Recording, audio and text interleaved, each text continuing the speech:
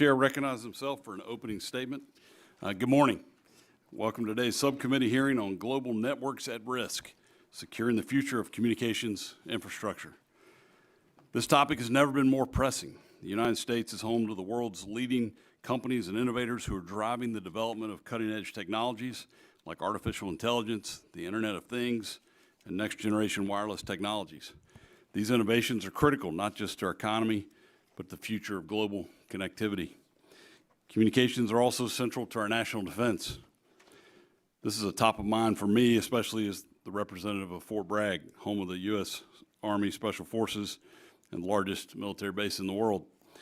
Connectivity and secure communication networks are vital to maintaining our defense capabilities and keeping our nation safe. Today, we rely on communications infrastructure in nearly every sector of our economy. As Americans become more connected, it is increasingly important the equipment we buy, the networks we rely on are secure, resilient, and protected from malicious actors. Unfortunately, the security of these networks is under threat.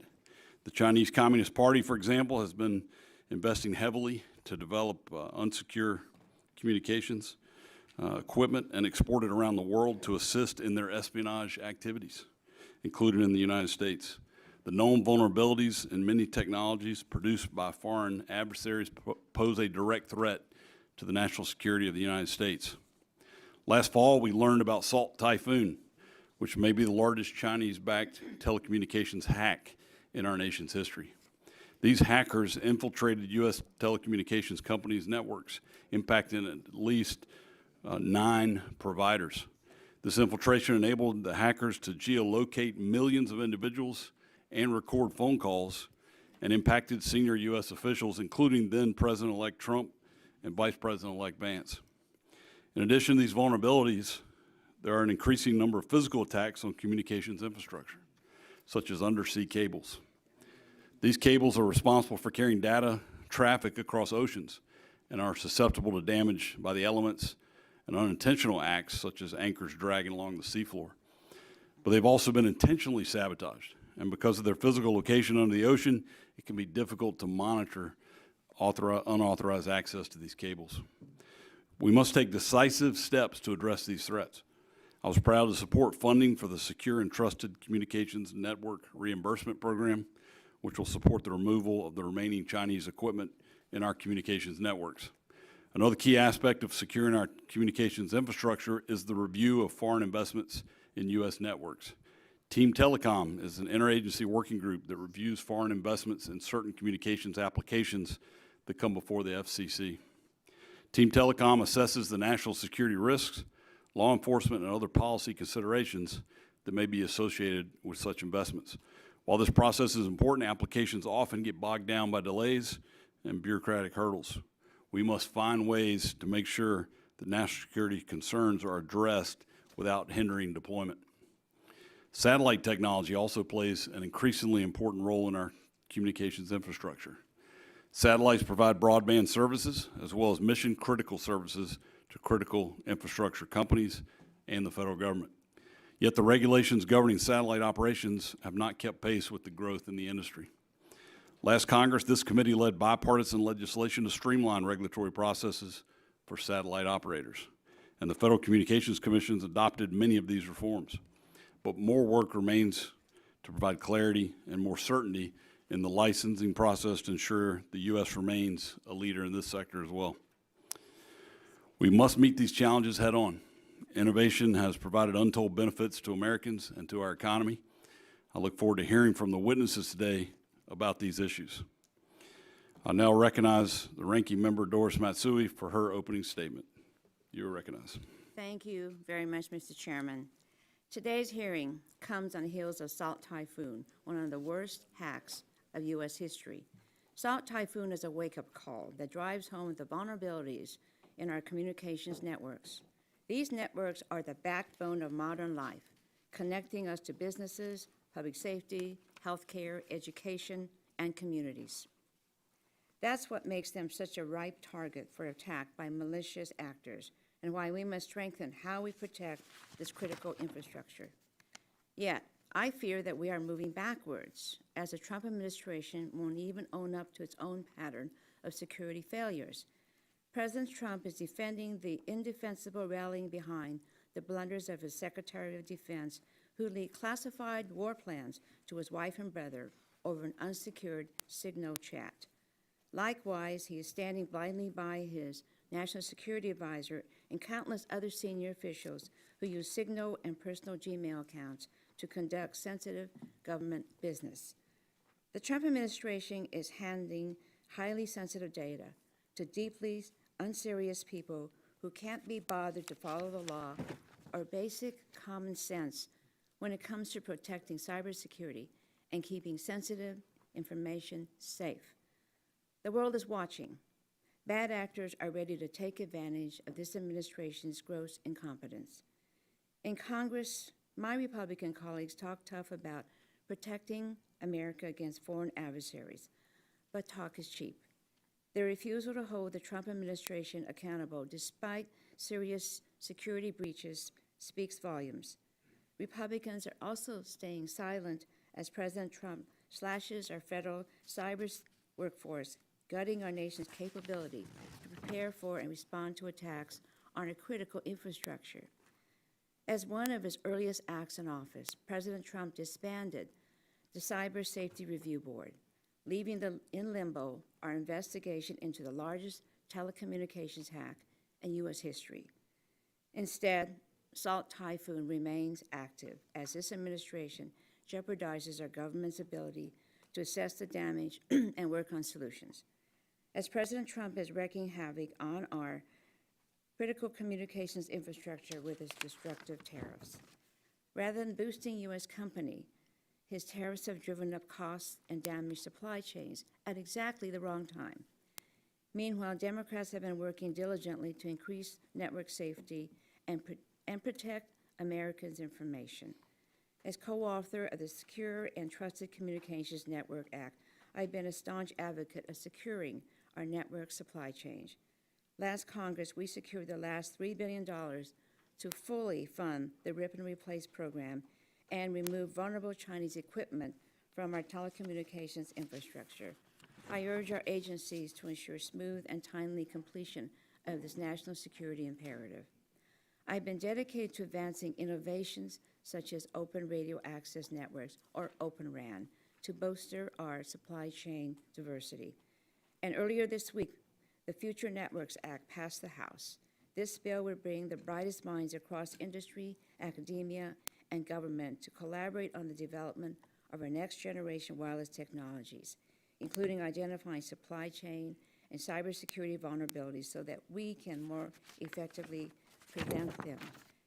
These are important steps to strengthen network security, and we must build on this work as America faces growing cyber threats. This is not the time for inaction. I urge my Republican colleagues to speak up and hold the administration accountable for security failures.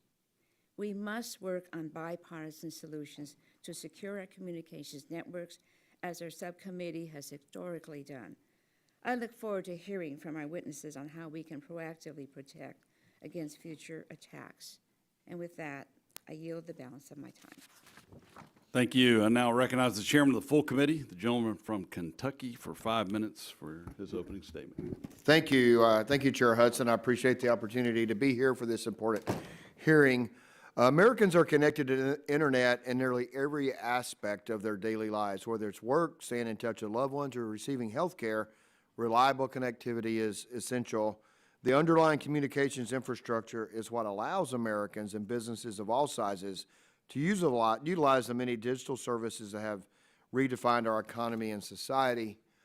And while reliable access is important, it must also be secure. That is why today's hearing is very important.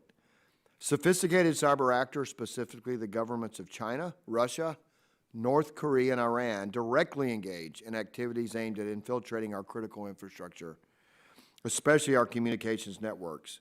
These state adversaries and other malicious cyber actors continuously seek to exploit weaknesses in our networks, not only to steal sensitive data and commit fraud against Americans, but they also stand to gain sensitive business and government information as they seek to establish footholds for surveillance and future exploitation. We have seen these efforts play out in recent attacks. We only have to point back to October when Chinese hackers breached the American court wiretap system. Our adversaries could also have the capability to cut off our communication services altogether, and think about how disruptive and devastating that would be for society. Our networks are vulnerable to physical disruptions. For instance, fiber cuts can take months to repair depending on where they're located. And if we're talking about subsea cables that are isolated in the ocean, these cuts can interrupt international data flows and result in degraded service for millions of people over an extended period of time, given the relative difficulty of repair. Increasingly, satellite-provided services are being used to help close the digital divide and provide positioning, navigation, and timing data for government and private sector uses. Foreign adversaries, again, like China and Russia, are reportedly developing anti-satellite capabilities, which will cause serious disruption to critical services. And in the case of GPS, a satellite-provided service, we have very few alternatives. Disruption to these critical communication services has the potential to cause chaos here in the homeland and reverberate throughout the economy. It could also give our adversaries the ability to disrupt American military mobilization in the event of conflict or attack.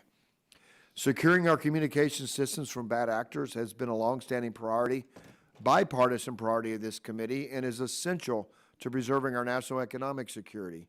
This committee led the effort to rip and replace untrusted vendor equipment from our mobile networks by passing the Secure and Trusted Communications Network Act.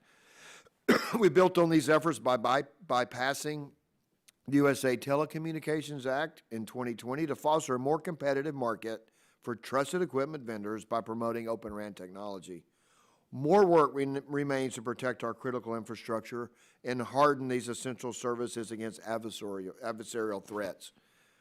Thank you to the witness for your participation. I look forward to hearing from you about how to protect our communications infrastructure and ensure that the U.S. is prepared to defend against the CCP and any other adversaries. I really appreciate you all being here today and look forward to the discussion. And with that, Mr. Chairman, I will yield back. Gentleman yields back. I'll now recognize the gentleman from New Jersey, the ranking member, for 5 minutes for your opening statement. Thank you, Mr. Chairman. Well, today's discussion is important and timely. I'm worried that my Republican colleagues are failing to even acknowledge the unprecedented and troubling actions of the Trump administration that are putting our national security at risk. Defending our telecommunications infrastructure from our foreign adversaries and other bad actors is critically important. On a daily basis, our nation's telecommunications networks carry enormous amounts of data that not only include our most personal information, but also sensitive government materials that any foreign nation would love to digest. And late last year, we learned that Salt Typhoon, a cyber espionage operation backed by China, infiltrated several American telecommunications networks to gain access to detailed information on President Trump, former Vice President Harris, other political figures, and American surveillance information. And that's why it's so disturbing to watch as the Trump administration has mishandled sensitive national security information. In one of the worst security failures in decades, Defense Secretary Hegseth last month shared highly sensitive war plans on Signal, an unofficial and unsecure messaging app. The unsecure group chat was created by National Security Advisor Waltz, and he inadvertently included a reporter in the chat. Hegseth also shared the same information in a separate chat with some family members. Now, this reckless conduct put the lives of American troops at risk, in my opinion. If any adversary got access to these messages, they could have shut down or they could have shot down American planes or targeted American ships. And yet Secretary Hegseth continues to lead the Department of Defense, I don't know for how long, but it is an outrage and shows that the administration doesn't take these threats very seriously. And this is on top of the fact that Elon Musk and his Doge minions are being given access, often unauthorized, to sensitive information and undermining American security on a daily basis, and that could include our nuclear secrets. Musk and Doge are also haphazardly and indiscriminately cutting and slashing important government programs and experienced public servants, which is weakening our country without any pushback from congressional Republicans. And while President Trump likes to act tough against China, he is blatantly violating Congress's bipartisan TikTok legislation and continuing to allow the Chinese Communist Party to compromise American devices, harvest Americans' data, promote pro-communist propaganda, and undermine American interests. So securing our country's telecommunication networks and infrastructure is serious business. But the Trump administration is not taking the task seriously, imposing arbitrary tariffs on telecommunications equipment and chips that are vital to enhancing the safety and security of our networks one day, and then pausing them the next day, is only causing chaos and confusion. The administration's actions are increasing the chances that our foreign adversaries and others attempt even larger scale attacks on our telecommunications networks, which no one wants to see. Despite President Trump's recklessness and my Republican colleagues' silence, today's hearing topic underpins a significant part of the American economy. From healthcare to energy to public safety, nearly every facet of American life relies on our nation's telecommunications networks and infrastructure. And while the innovations and advancements that these networks enable us to do are remarkable, it also makes them and the devices that run on top of them targets. So this will only increase as more devices in our homes are connected. If cars, television, home security systems are more connected to the internet, they are vulnerable to attacks. The reality means that our homes can now be attacked without anyone touching a single door or window. So it is imperative that we understand the vulnerabilities and risks our networks and devices face to better protect our country and consumers from attack, and to keep up with the rapidly evolving technological landscape our nation faces. And I urge my Republican colleagues to stop these irresponsible budget reconciliation plans as well. Rather than using spectrum auction proceeds to fund giant tax breaks to American billionaires and big corporations, we should use the proceeds from spectrum to help fund Next Generation 911, which will enhance the safety of our energy networks and save countless American lives. The Trump administration must also stop delaying sending states their funds from the BEAD program. These funds will ensure reliable connectivity across the country, which is crucial for our national security and economic prosperity. The only person who benefits from these delaying taxes is Elon Musk, who's trying to get taxpayer money funneled to his Starlink service. So I look forward, Mr. Chairman, to hearing from today's witnesses, and I do think this is an important hearing about our telecommunication infrastructure and devices. Thank you, Mr. Chairman. Yield back. Thank you. We've now concluded with member opening statements. The chair reminds members that pursuant to the committee rules, all members' opening statements will be made part of the record. We'd like to thank our witnesses for being here today to testify before this subcommittee. Our witnesses will have 5 minutes to provide an opening statement, which will be followed by a round of questions from the members. The witnesses here before us today are Tom Stroup, President of the Satellite Industry Association; David Stehlin, Chief Executive Officer, Telecommunications Industry Association; Jamil, Jaffer, I apologize, Founder and Executive Director, National Security Institute; and Laura Galante, former Intelligence Community Cyber Executive and Director, Cyber Threat Intelligence Integration Center, Office of the Director of National Intelligence. Mr. Stroup, you're recognized for 5 minutes for your opening statement. Chairman Hudson, Ranking Member Matsui, Chairman Guthrie, Ranking Member Pallone, and distinguished members of the subcommittee, thank you for inviting me to testify before you today. I'm Tom Stroup, President of the Satellite Industry Association. Satellites are the backbone of modern society. We rely on them for communications, position navigation and timing, and remote sensing across the globe.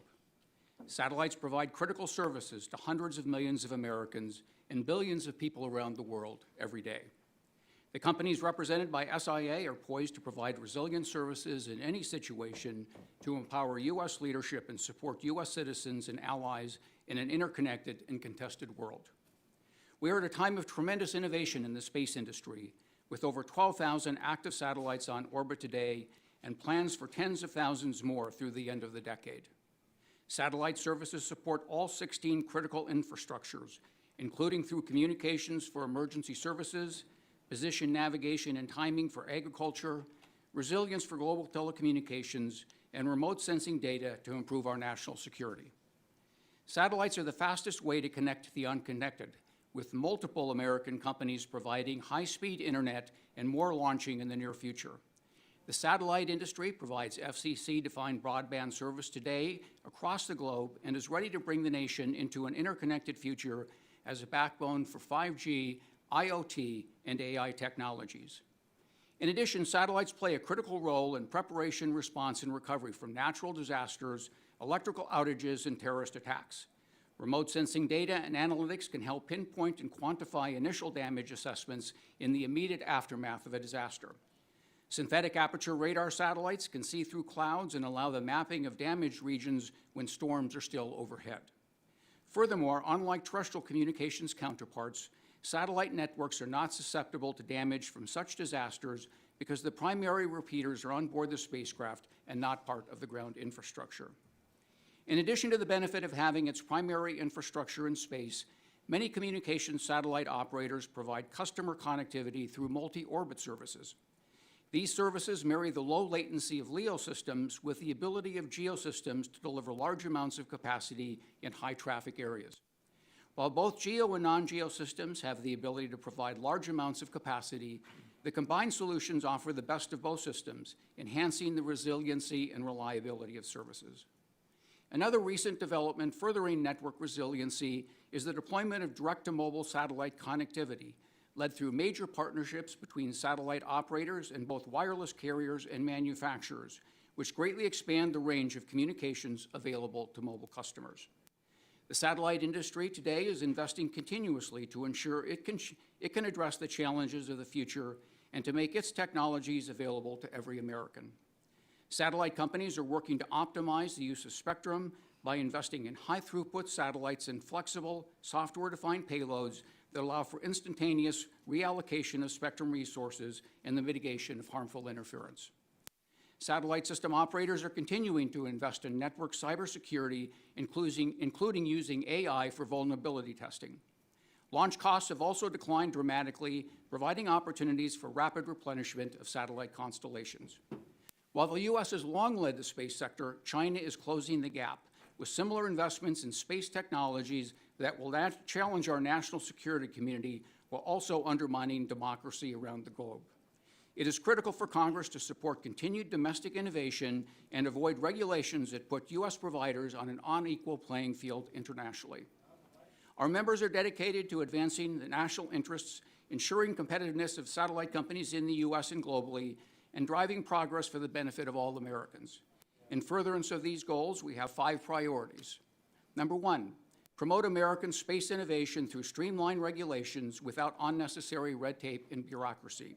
2, lead standards development internationally. 3rd, enact effective space debris policies and rigorously advocate for adoption of similar policies in other countries and in international fora. 4th, streamline space systems procurement for greater efficiency in government acquisition. And finally, spur development and investment through access to sufficient spectrum resources.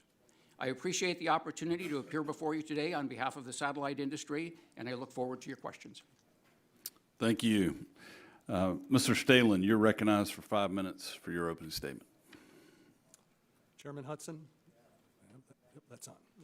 Vice Chair Allen, Ranking Member Matsui, and members of the subcommittee. My name is Dave Stehlin. I'm the CEO of TIA, the Telecommunications Industry Association, and I appreciate the opportunity to speak about this important subject, securing the future of telecommunications infrastructure so that Americans can depend on trusted, secure, resilient, high-speed networks. For more than 85 years, TIA has, with our 400 member organizations, developed technical and process improvement standards and advance new technologies that drive our economy and improve the lives of our citizens.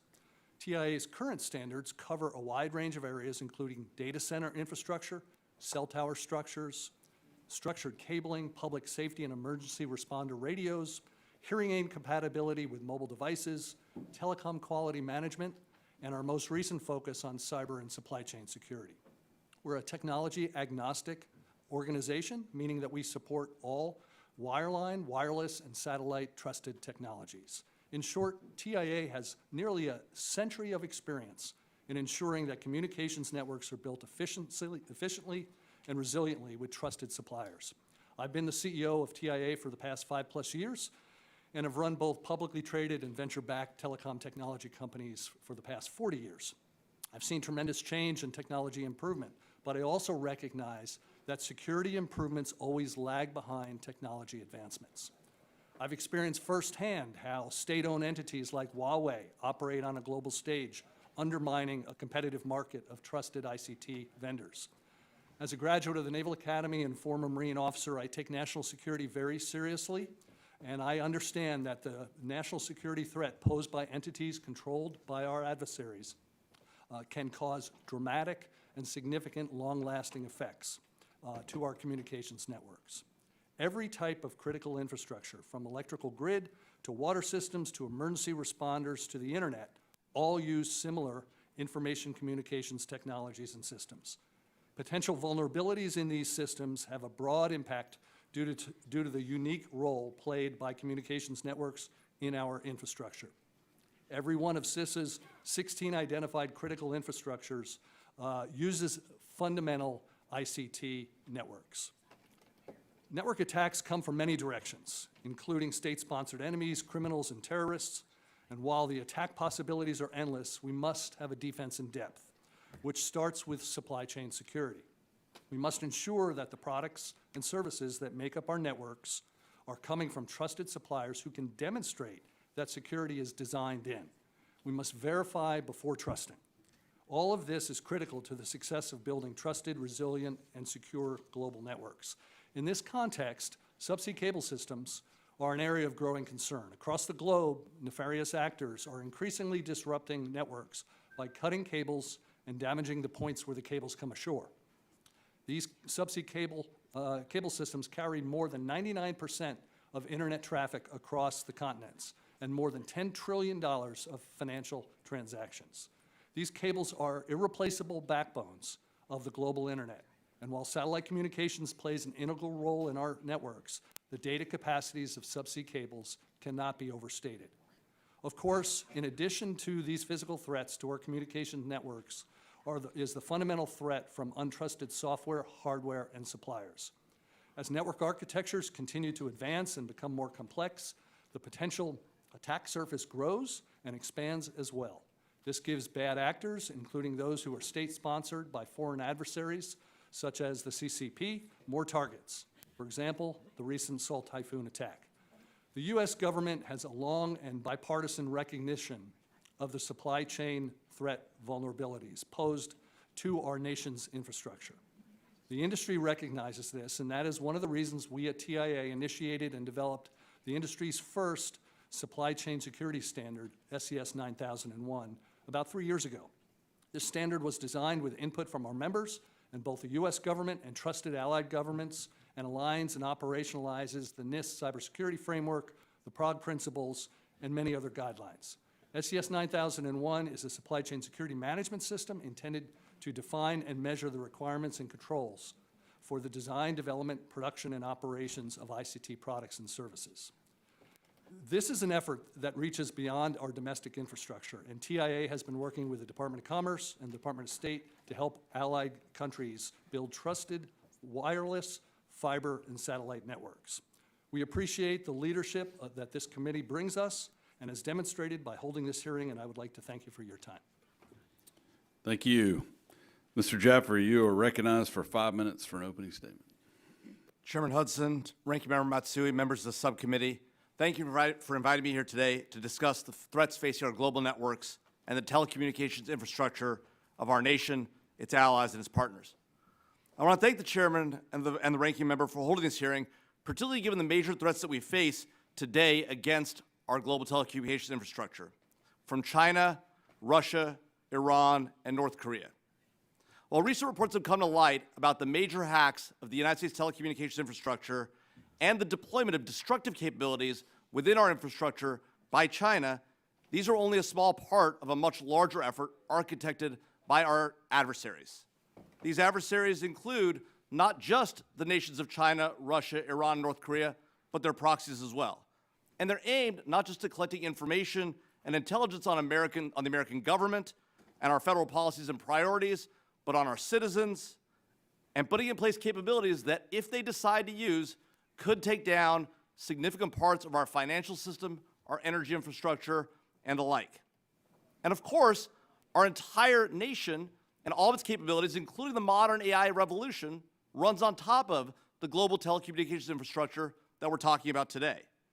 And so while our hearing today is focused on this global infrastructure, we need to think about it in the context of two major issues: the larger national security and economic competition with China, and its key economic and technological elements, and the increasingly robust collaboration between China, Russia, Iran, and North Korea. We know the Director of National Intelligence has told us that China presents the most comprehensive and robust military threat to U.S. national security, with a joint force capable of full-spectrum warfare. This is true in the cyber domain as well, where the Director of National Intelligence has told us that China remains the most active and persistent cyber threat to the U.S. government, private sector, and critical infrastructure networks, and that China's demonstrated the ability not just to compromise U.S. infrastructure through its formidable cyber capabilities, but also that it has the ability to conduct destructive and disruptive activities. And this is where Volt Typhoon and Salt Typhoon come into play. Now, none of this is particularly new when it comes to China. Since at least 2019, we've known that the Director of National Intelligence has told us that China is improving its cyber attack capabilities, and that it had the ability back in 2019, 6 years ago, to launch cyber attacks that could cause localized temporary disruptions and disruptive effects on our critical infrastructure, including the disruption of natural gas pipelines for days to weeks. That was 6 years ago. And so we think about what their capabilities look like today, and we realize that this threat is much larger and much more significant than we think. And so let's talk about one particular example of how this plays out. We look at the Salt Typhoon hacks of the U.S. telecommunications infrastructure. In that effort, the FBI has told us that China targeted commercial telecommunications infrastructure and had a broad and significant cyber espionage campaign. They had compromised networks at multiple telecommunications companies, the chairman mentioned 9 of them, to enable the theft of customer call records, the compromise of private communications, actual content on a number of individuals, while primarily focused on U.S. government and political activity, and the copying of information subject to U.S. law enforcement requests. Let me say it again. The Chinese government was able to hack not just our call records, not just the communications of American government and political officials, but the records of U.S. law enforcement requests. That means people that we have on collection, whether for criminal purposes, maybe even for intelligence purposes, are now in the hands of the Chinese government. And if the Chinese have it, they're almost certainly going to share it with the Russians, potentially with the Iranians, and potentially with the North Koreans. And don't believe me. Chairman, then Chairman of the Senate Intelligence Committee, Mark Warner, said it was the worst telecom hack in our nation's history. The current Secretary of State, Marco Rubio, referred to it as an egregious, outrageous, and dangerous breach of our telecommunications systems across multiple companies. So what can we do? In the last minute I have remaining, I want to suggest one thing we should not do. We should not blame the private sector standing alone. The idea that we would expect the private sector to defend against nation-state attacks standing alone makes no sense. We don't expect Target and Walmart to put surface-to-air missiles on the tops of their warehouses to defend against Russian bear bombers. Why should we expect any of our telecommunications companies to be able to effectively defend against committed nation-state attackers who have virtually unlimited resources of national governments? It doesn't make sense. At the same time, we have to look internally at the government to say, what did the government know? When did it know about it? And why didn't it take action to protect its own data residing on these networks? So there's a lot of work to be done here. There are a lot of things we could talk about. I appreciate the opportunity to be here, and I look forward to your questions. Thank you. Ms. Galante, you are recognized for 5 minutes for your opening statement. Thank you.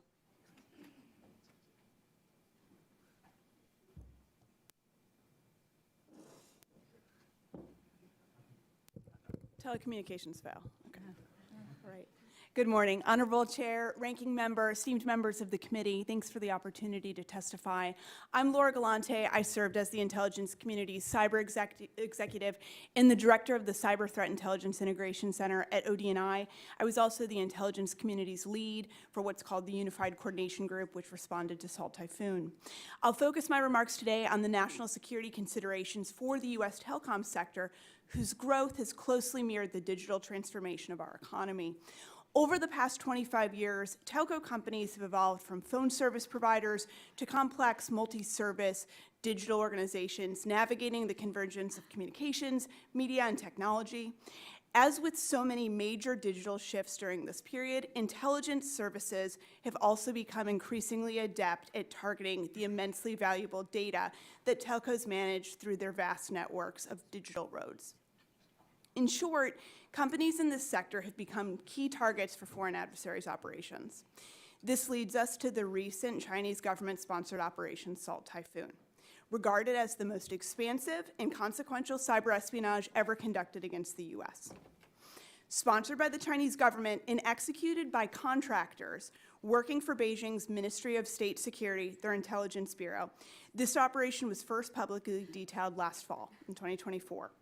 At least 9 U.S. telcos, that number was again confirmed by the FBI yesterday, and wireless communication companies were the victim of this extensive intelligence gathering operation. The actors breached multiple layers of major telecoms networks. They gained unprecedented access to U.S. mobile communications across different carriers and various wireless technologies. The access enabled them to compromise voice and text communications of key political figures and national security officials. Salt Typhoon gives us a window into 3 major issues. The first is the increased scale of adversary intelligence operations. Rather than focusing just on the communications of specific high-target individuals, what these Chinese actors did was they went after multiple data and access points through different victim companies in order to have this broad-scoped approach and a persistent intelligence capability to get after high-value information for a period of time. This wasn't a smash-and-grab, in-and-out type of cyber operation that we saw for years in the past. This was much larger. Second was the delayed detection of Salt Typhoon across the sector. Despite the telco's significant cybersecurity programs, detecting Salt Typhoon required and still requires an extensive joint government and industry effort to respond. The ability to detect and then rapidly remediate and respond to these compromises against our most high-value networks, which we've all discussed, must be a core capability for companies in the sector. Third is that AI is rapidly expanding our adversaries' ability to process data. Rapid breakthroughs in AI have now equipped these actors with the capability to make sense of large and disparate data sets that previously required immense amounts of time and resources to understand what the data they collected meant and what to do with it. AI has supercharged their ability to analyze this. These capabilities enable even less sophisticated actors. We've been talking about highly sophisticated ones with China, but now less sophisticated actors will be able to extract key insights from vast amounts of data collected in different sectors and different industries. The hard question that this committee faces is how to strike that balance between securing these digital roads in everyday life with the enormous and growing demand for digital connectivity. We're not going to regulate our way out to find an enduring answer. The technology changes too quickly. The ingenuity of our adversaries is relentless. We have to build a better dynamic operational security model than what we have today. That model requires bringing threat intelligence and national security expertise, the intelligence community, together with private sector representatives in the telco and secure technology sectors. This intelligence-driven approach is what will drive an operationally sound set of practices that companies can continue to implement and refine in their own infrastructure. The good news is we've done this before. One of the mechanisms available to drive this process, until it was dissolved last month, was called the Enduring Security Framework, founded in 2007.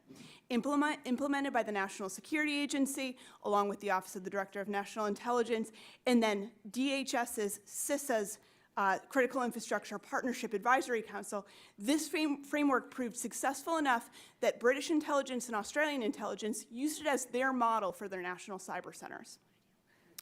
In this model, security practitioners in government and industry alike used this to come up with dynamic processes about how you re-architected secure infrastructure for the future.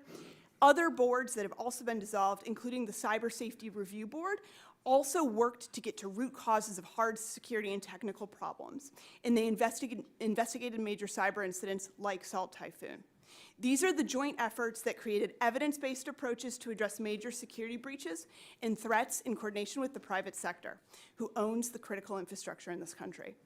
This collaborative security and intelligence work has been America's differentiator in our global secure technology market.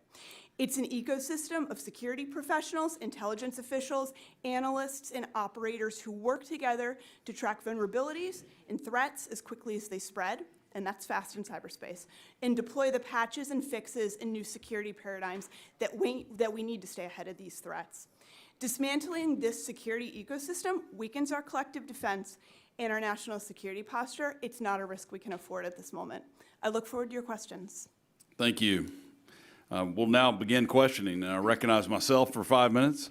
Mr. Jaffer, I represent, as I mentioned, Fort Bragg. We like to call it the epicenter of the universe, home of our special forces and the airborne. Why is maintaining the security of our communication networks essential to protecting our warfighters and our national security, especially as it relates to our adversaries, as you mentioned? Well, Mr. Chairman, it's hard to overstate how critical it is to protect our global telecommunications infrastructure. It is the backbone on which everything else runs, whether it's warfighter activities, communications with families and spouses, and the collection and analysis of all of our intelligence. While we do have highly classified systems that run on separate networks, that communications grid is connected. And if that communications grid doesn't operate, it simply doesn't work. And fundamentally, our entire economic system turns on this global telecommunications infrastructure as well. The United States is so successful, particularly because we built the system. It runs on our equipment, it runs on our capabilities and that of our allies. And the day it doesn't, and as it has transitioned over to equipment run by adversaries, the more vulnerable it's become, the less secure we become, the less secure our warfighters are, and the less secure our entire economy is. Appreciate that. Mr. Stehlin, do you have anything to add to that? I would 100% agree with everything that's going on there. We do need the public-private connection to make sure we address this. Everything we do, from the military to our home lives, uses ICT networks. And fundamentally, they're all based on the same set of technologies and architectures. And we have to verify that those technologies and architectures are secure. Yeah, emerging technologies have the potential to both enhance cybersecurity of our networks, but also threaten their security. It's kind of a double-edged sword. Mr. Stroup, in your testimony, you talk about how AI can be harnessed to do vulnerability testing. Can you tell us more about how this is being deployed in the satellite industry? Yes, thank you for the question. There are a number of ways in which it's being deployed. First is for anomaly detection, being able to identify if there is a different type of data that is coming into a network, being able to identify that in advance. Another is being able to take advantage of cybersecurity enhancements, being able to detect and respond to threats in real time. Also being able to address signal jamming, detection and mitigation. And then finally, I'd also like to emphasize it's important in space situational awareness. There are so many objects in space, and the opportunity to be able to identify, analyze, and determine whether they're going to pose a threat or risk to satellites are one of the uses of AI. Appreciate that. Mr. Jaffer, how can AI be used in the communication networks to enhance security? Well, look, there's a lot of opportunities we have. These LLMs can identify threats and vulnerabilities. We just saw in the last few months the discovery of brand new vulnerabilities that we weren't aware of, discovered by LLM models running over network data, right? So there's a big debate about will AI improve the attacker more or improve the defender more? And I actually think it's a mixed bag, right? In some ways, it will definitely, as Ms. Galante pointed out, enable attackers who don't have capabilities today to have more capabilities. At the same time, the defender will have an edge as well because they'll be able to get ahead of the threats, identify vulnerabilities, cut them off at the pass, and go after the attackers. So while the offense, like in football, always has a little bit of an edge, right, and AI will enhance that, AI is going to enhance defenders as well, and its expanded use and ensuring that we don't over-regulate it and crush it with unnecessary regulation will ensure that we maintain the edge. The reality is our adversaries are going to use it on the offense. If we over-regulate it and don't use it on the defense, we will fail. I agree. Mr. Stehlin, economic security is national security. One of President Trump's top priorities is reshoring American manufacturing as the United States continues to reshore critical manufacturing and expand domestic data center capacity. Secure high-speed connectivity will be essential. What specific policy actions do you believe are necessary to ensure our communications infrastructure can meet these increasing demands without compromising on supply chain security or network resiliency? Yeah, two things come to mind. First of all, we need to reshore as much as possible the active components that make up our ICT networks, whether it be a core router or a base station or even a home IoT device. These devices have semiconductors which are not made for the most part in the United States. Major security shortfall. That is not something that can change overnight. It's something that'll take a long time, and it's not only the moving the fabs and things like that back here, but it's the whole ecosystem moving that back here. And that's why many parts of Asia are successful in this area, because the whole ecosystem is closely located to each other. So that whole supply chain needs to be both closely located with each other, but also based in the United States. That's a fundamental strategic change and a long-term investment that we need to make. And I would refer back to something I mentioned before, supply chain security. You have to ensure that the supply chain itself is secure. Not only that ecosystem, but all the devices that make up a product. And the only way to do that is ensure that the processes that are used to make a product are verified to be trusted. So that's something that this standard does, is it verifies trust. You have to verify it before giving trust out. Got it. Thank you. My time has expired. I'll now recognize the ranking member, Ms. Matsui, for 5 minutes to ask your questions. Thank you very much, Mr. Chairman. This Salt Typhoon attack exemplifies how expansive cyber operations against the U.S. have become. In an increasingly digital era where artificial intelligence and emerging technologies can increase the capabilities of bad actors, we must address how America stays ahead of our adversaries. Ms. Galante, what is the most pressing issue this committee must resolve to prevent major cyber attacks like Salt Typhoon? Mature security programs in cyberspace are really important for major organizations, especially in the telco sector, to continue to refine and improve.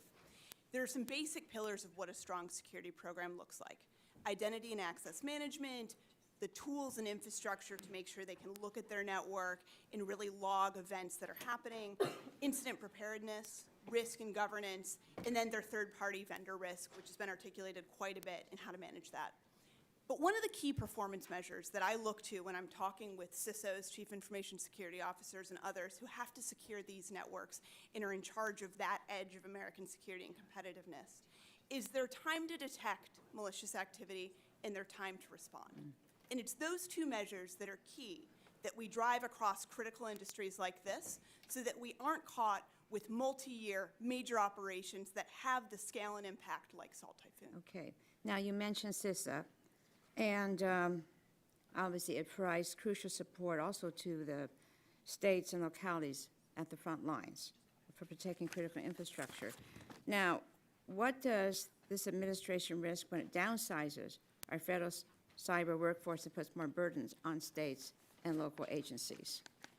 Cybersecurity is inherently a federal issue. The internet doesn't know state boundaries, to put it mildly. Right. And what CISA does and what other federal cybersecurity and national cybersecurity agencies do is they're able to articulate the risk to networks out in states, critical infrastructure providers, energy companies, banks, and get that information out to them so that they can employ it in their security programs. We have to take a federal approach to do this because inherently the threat is one that goes after us at a national level. Okay. Now, I think this was mentioned before too, but as more smart devices, known as the Internet of Things, are adopted into Americans' homes, we need to help consumers make informed choices and decisions about the technology products that they purchase. Those interconnected smart devices can be an entry point also for cyber attacks. That's why I've supported steps like the FCC's U.S. Cyber Trust Mark, a labeling program that identifies trustworthy and secure products in the marketplace. Ms. Galante, how do voluntary measures like this instill trust and security in our technologies? I like the Cyber Trust Mark program a lot. If people haven't seen it yet, it is a sticker, it's a badge and QR code. And what it is it's a shorthand to the consumer that says the product that you're buying here has a security management program behind it. It's going to get patched, there's going to be data protection, some of the key standards that we want behind that product. It's a little bit like when you turn your microwave around and there's that metallic sticker that you can't pull off that says you can plug this in and you're not going to get shocked. It's the same concept for interconnected devices. I think it should catch on. Okay, great. And talking more about standards, I've long championed the U.S. leadership in global technology standards, and that the next generation reflect only American values, including open markets, transparency, and democracy. Mr. Stehlin, you mentioned SCS 9001. It's a supply chain security standard for information and communications technology industry. How can this and other standards ensure communications infrastructure is resilient against attacks from malicious actors? Yes, 9001 uses looking at not only the vendor or the supplier of the equipment, is it a trusted vendor, but it looks at the hardware and the software used in a product. Every single product out there uses open source software, for example. Yeah. How do we trust that that open source software is coming from an organization that can be trusted? Is there provenance that we can prove? Can we do things like incident management and move more quickly? We need to speak in one voice when it comes to cyber and supply chain security. And SCS allows the ability for both public networks and private networks to do so, all the way down to IoT devices like the FCC is working on with the cyber labeling program. Well, I consider that very important, the standards that we set in our country for U.S. leadership, in particular because we understand that the actors, the unfortunate actors are against us, are going to be going out there and doing their own thing. I want to talk more about, I think I've run out of time already, right, Mr. Yeah. Chairman? Time But flies anyway, when you're having I will follow fun. up later, okay? Thank you very much. Thank you. Now I'll recognize, is it Dunn? Dr. Dunn from Florida for 5 minutes to ask your questions. Thank you very much, Mr. Chairman. You know, I would say that Americans have every form of technology at their fingertips for broadband deployment and fiber optic cable, fixed wireless, and particularly important where I live in rural Florida is satellite systems. Historically, our country's done very well. Well, they've done a stellar job, in fact, at building our telecoms infrastructure. And I think that under U.S. leadership, that industry is flourishing. Despite many challenges, the marketplace is providing responsive, innovative capabilities for commercial use, research, intelligence, and national security. But to sustain that dominance, we must invest in the infrastructure necessary to continue that rapid expansion in the future. That's just basic infrastructure investment. Accordingly, this week, Representative Carbajal and I are reintroducing the bipartisan bill securing the United States leadership in Space Act, which enables the tax-exempt status of private bonds on FAA licensed spaceports. Pretty basic stuff. It's like, you know, highways and seaports and whatnot. And what makes this bill impactful is that it empowers the growth of the spaceport infrastructure that is so essential to a nation's enterprise, to be funded more by private capital than, in fact, by the taxpayers. And this plays into the strengths, of course, of the U.S. system in our competition with China. As a member of this committee for many years, I've continued to work on legislation to streamline and secure our telecoms networks. Last year, Congress passed and the President signed into law with my friend Darren Soto, the Launch Communications Act that addresses the satellite launch communications spectrum. So very outdated regulations at the FCC, and they're currently implementing those now. This year, we'll continue to prioritize that, all those efforts. Mr. Stroup, do you believe that the tax-exempt bonding rights for our spaceports can help secure U.S. leadership in space and space infrastructure and engage the private markets? Does that help the taxpayers? Yes, our industry is most dependent upon spaceports, and having access to as many spaceports as possible will benefit the industry. So while SIA does not represent the spaceport industry, our members are very dependent upon them. So I'm from Florida. We have at least as many spaceports as most states, and I'm very pleased with that. I sat on the board of Space Florida for a number of years. I'm really, really proud of the efforts in our state on that.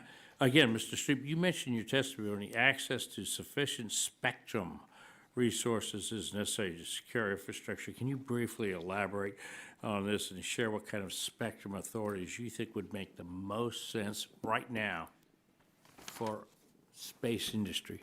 Yes, our industry is growing substantially. As an example, approximately 10 years ago, we had 1,000 operational satellites. Today, that number is over 12,000. That's just to give you a sense of the growth in the industry. We provide wide range of services, and we're increasingly expected to share spectrum with other industries. In some cases, it's the wireless industry, the satellite industry for a long time has shared spectrum amongst itself, as well as with some other terrestrial users such as microwave systems. But there is a continuous effort to get more spectrum, not only for the satellite industry, other growing industries like the wireless industry. So we are in a competitive environment just amongst ourselves, meaning those that use spectrum, but also in a global environment. And so seeking to have access to additional spectrum through the ITU process, I might note that the next WRC, which is taking place in 2027, over 85% of the issues that are on the agenda are space-related, many of them giving us access to additional spectrum. So specifically relating to the ITU recommendations, seeking that the United States take the leadership position, as well as making additional spectrum available within the United States.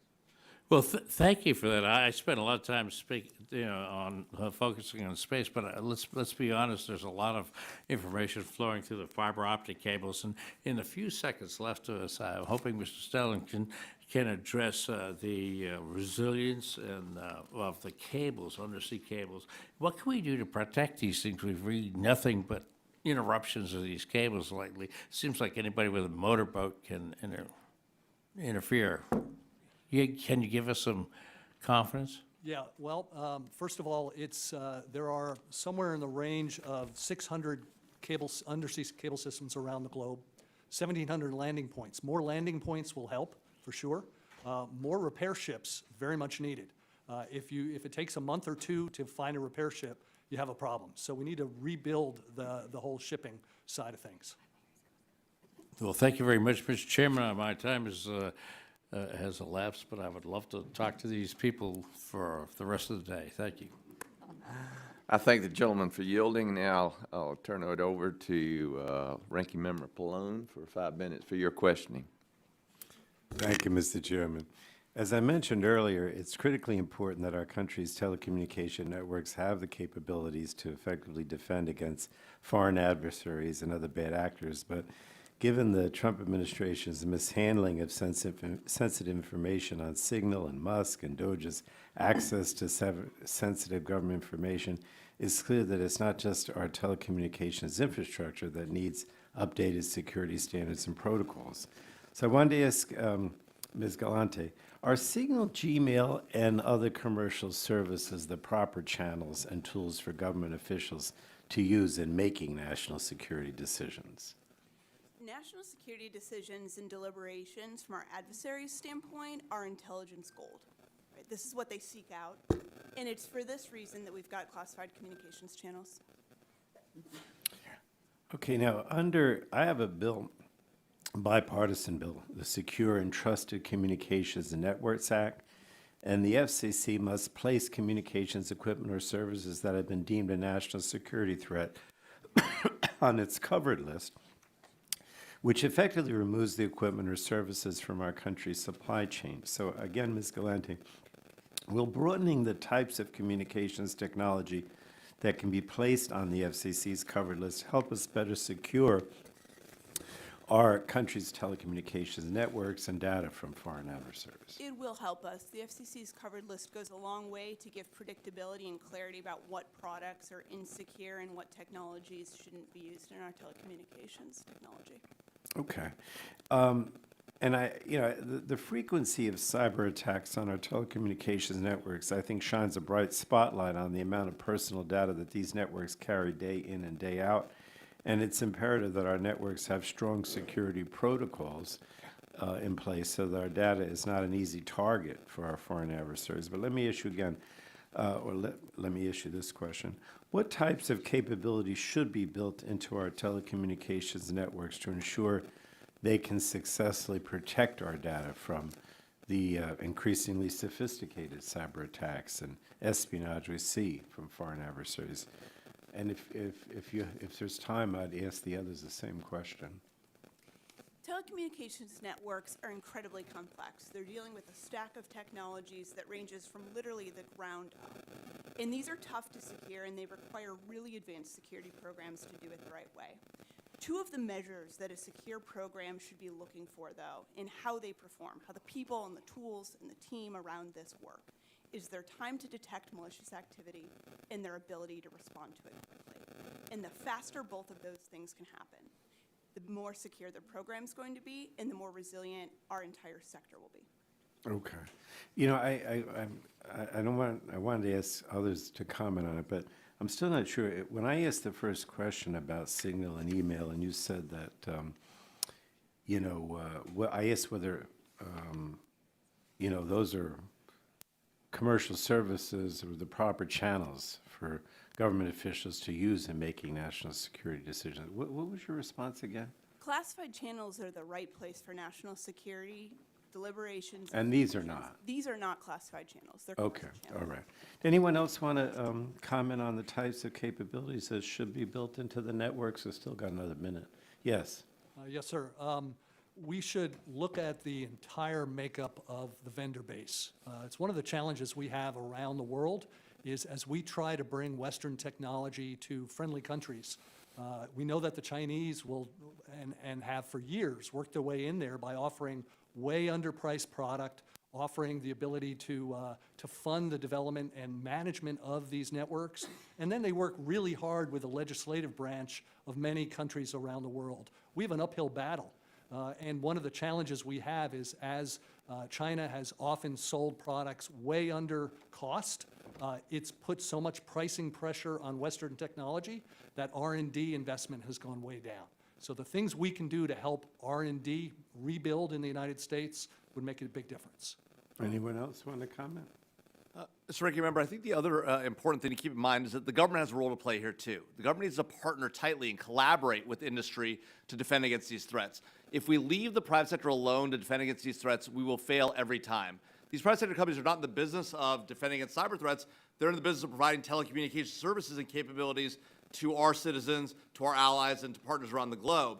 And so if they're going to do it effectively, the government has to take the information it knows about and has. For example, in the Salt Typhoon case, it turns out we found out 5 days before the administration ended that we had detected the Salt Typhoon attackers on U.S. government networks, hadn't realized who they were, and hadn't shared that information. It's almost like before 9/11 where we knew the attackers, some of the terrorists were in Malaysia and Kuala Lumpur, the CIA saw them there, and then didn't bother to tell the FBI. That is a massive, massive failure of the government to do its job to share information with industry, help industry protect itself, and take accountability for the fact that we had that information, didn't know what to do with it. Well, thank you. Thank you, Mr. Chairman. I thank the gentleman for yielding, and now I'll recognize myself for 5 minutes for questioning. I want to thank our expert witnesses for joining us here today. As home to the Army Cyber Command in Augusta, Georgia, my district is a hub for cybersecurity expertise, and we hear significant concerns about federal agency roles and regulatory burdens hindering our ability to secure critical infrastructure. Mr. Jaffer, cybersecurity, and you've already started to comment on this, cybersecurity professionals in my district highlight confusion over which agency, CISA, the Department of Defense, FCC, or others, has primary jurisdiction over securing critical infrastructure, which would include telecommunications, satellites, and undersea cables. This lack of clarity can impede responses to threats like you mentioned the Salt Typhoon breach. Mr. Jaffer, how are the roles of CISA, DOD, and FCC currently defined, and what steps can reduce confusion to enhance coordination and protect our infrastructure?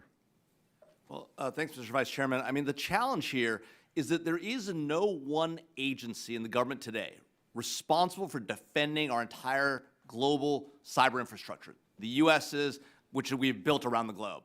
And that the problem is that if you expect private industry to do it, it won't succeed. If you don't task somebody in the government and give them the resources and the authorities to do it, it won't succeed. Now, in theory, we've said to U.S. Cyber Command, it's your job to defend the infrastructure against nation states.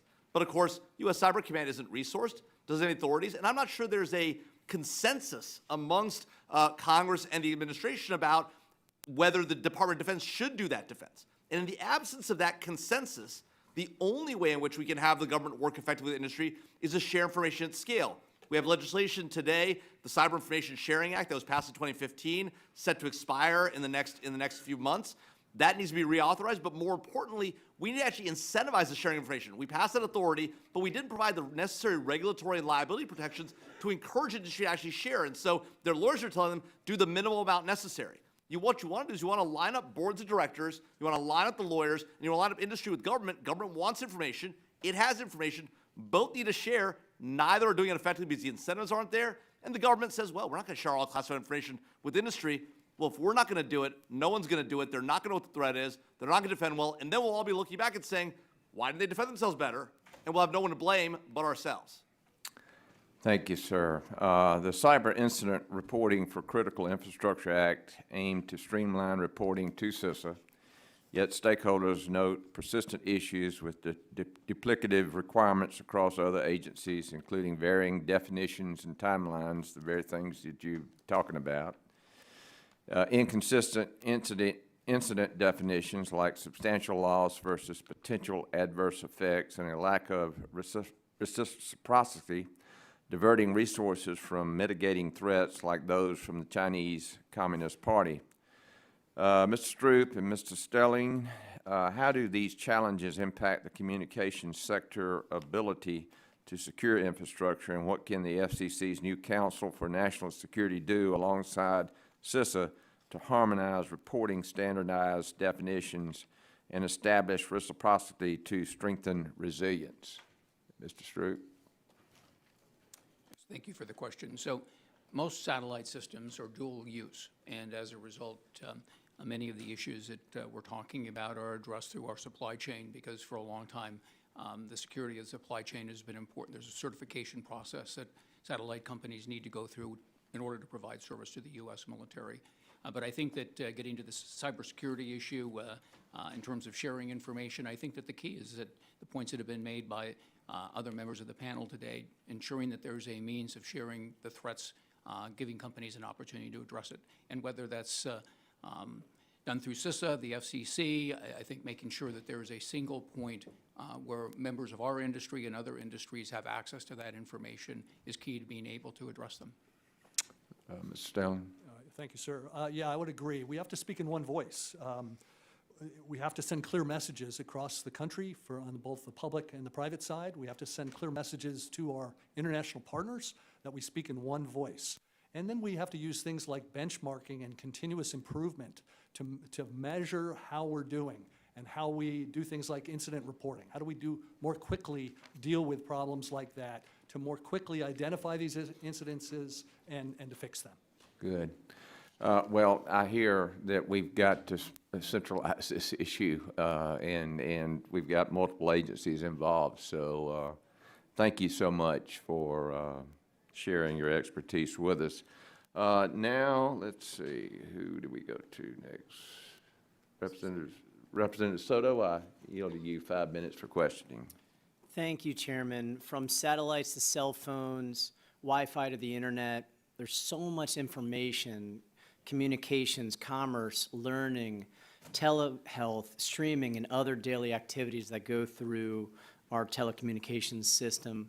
We saw with SolarWinds, Salt Typhoon, and other cyber attacks, these were a huge warning across multiple administrations. And we're going to continue to work with you all on resiliency. Unfortunately, we still can't protect ourselves from stupidity, as we see with the Signalgate scandal. But there have been efforts under the CHIPS Act with $3 billion for rip and replace to help with both U.S. telecom manufacturing, microchip manufacturing, and trying to replace a lot of this equipment made in China that we have no faith in anymore.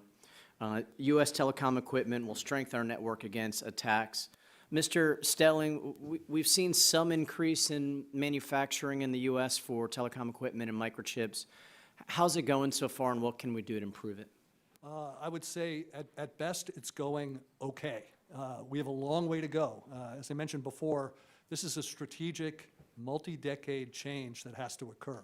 We have to build the whole ecosystem for the supply chain, for the ICT networks. Fundamentally, 50 to 60% of the cost of every active device is the chip itself. And those chips are not made in the United States. And if we can solve that problem, we'll go a long way to having much more success in rebuilding our infrastructure, making sure that it's secure, and also adding jobs. And since you're from Florida, sir, I want to mention that we recently started a program called Broadband Nation, which is a program to attract, train, and deliver the next generation of talent in the broadband space, from cybersecurity to installers. And the state of Florida is the first to sign up with us. Well, So we're working with Miami-Dade College, the Secretary of Commerce in Florida, to help push this across your state.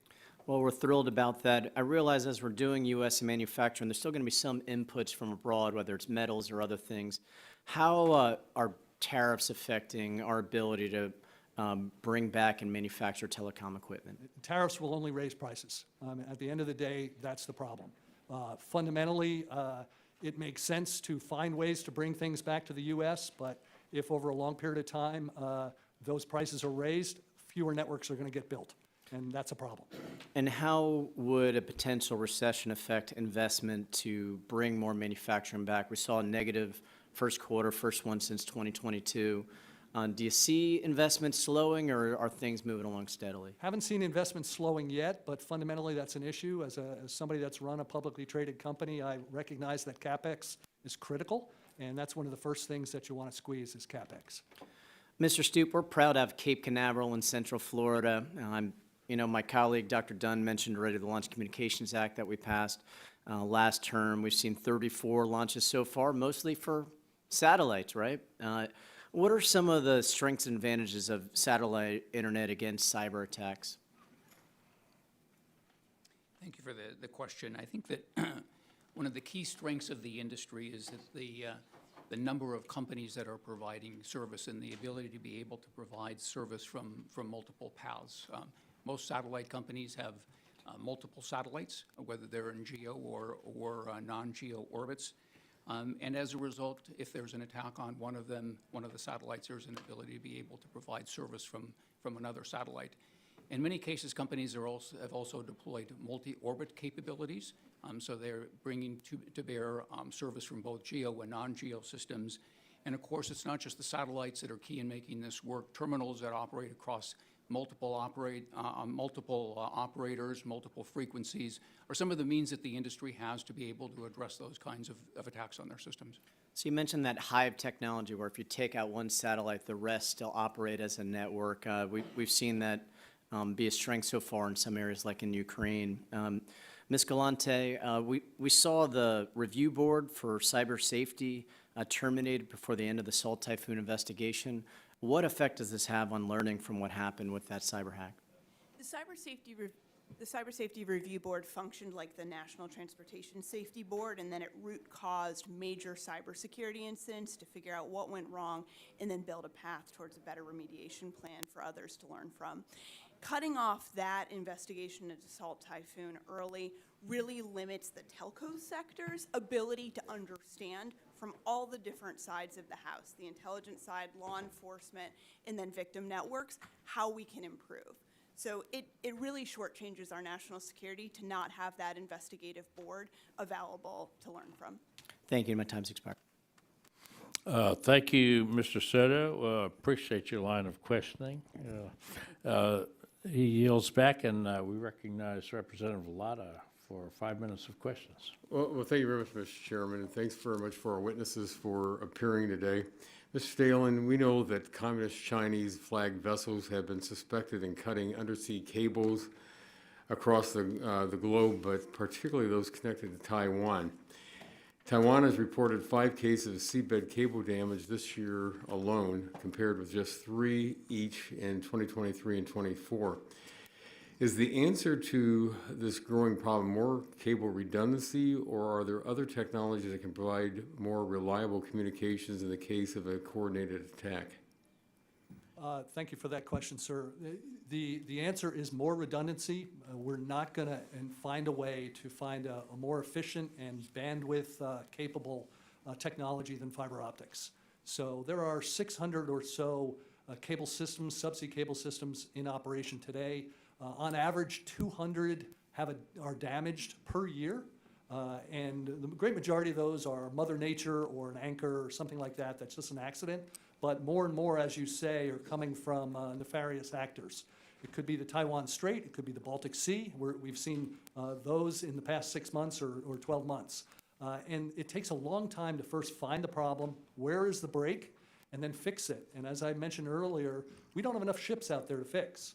One of the 3 biggest repair and installation companies is called WMN Technologies, which used to be called Huawei Marine Network Technologies. So they're the ones that drive a lot of this activity in the Far East. In the US, we have Subcom, and in Japan, we have NEC as other examples for friendly countries. But this is a big issue that needs to be addressed. More redundancy, yes, but we've got to find ways to more quickly repair issues. Just a quick follow-up what you just said. How long does it take to usually fix a cable? A sub-cable, depending on where it is, if it's close to the shore, it's a lot quicker than if it's in the middle of the ocean. So it could take upwards of 2 months. Thank you. Yeah, let me follow up. I've been really impressed by the technological innovation that's happened in the last several years as it relates to the internet and cellular connectivity using satellites. Are satellites at a point that they can provide backup for large amounts of data processing in the case of widespread physical cable outage? Quick follow-up. Sure. Satellites can certainly help and support, but the bandwidth capability and the latency, low latency of fiber cables can't be replaced. Okay, thank you. And I hope I pronounced it, is it Galante? Galante, I'm sorry.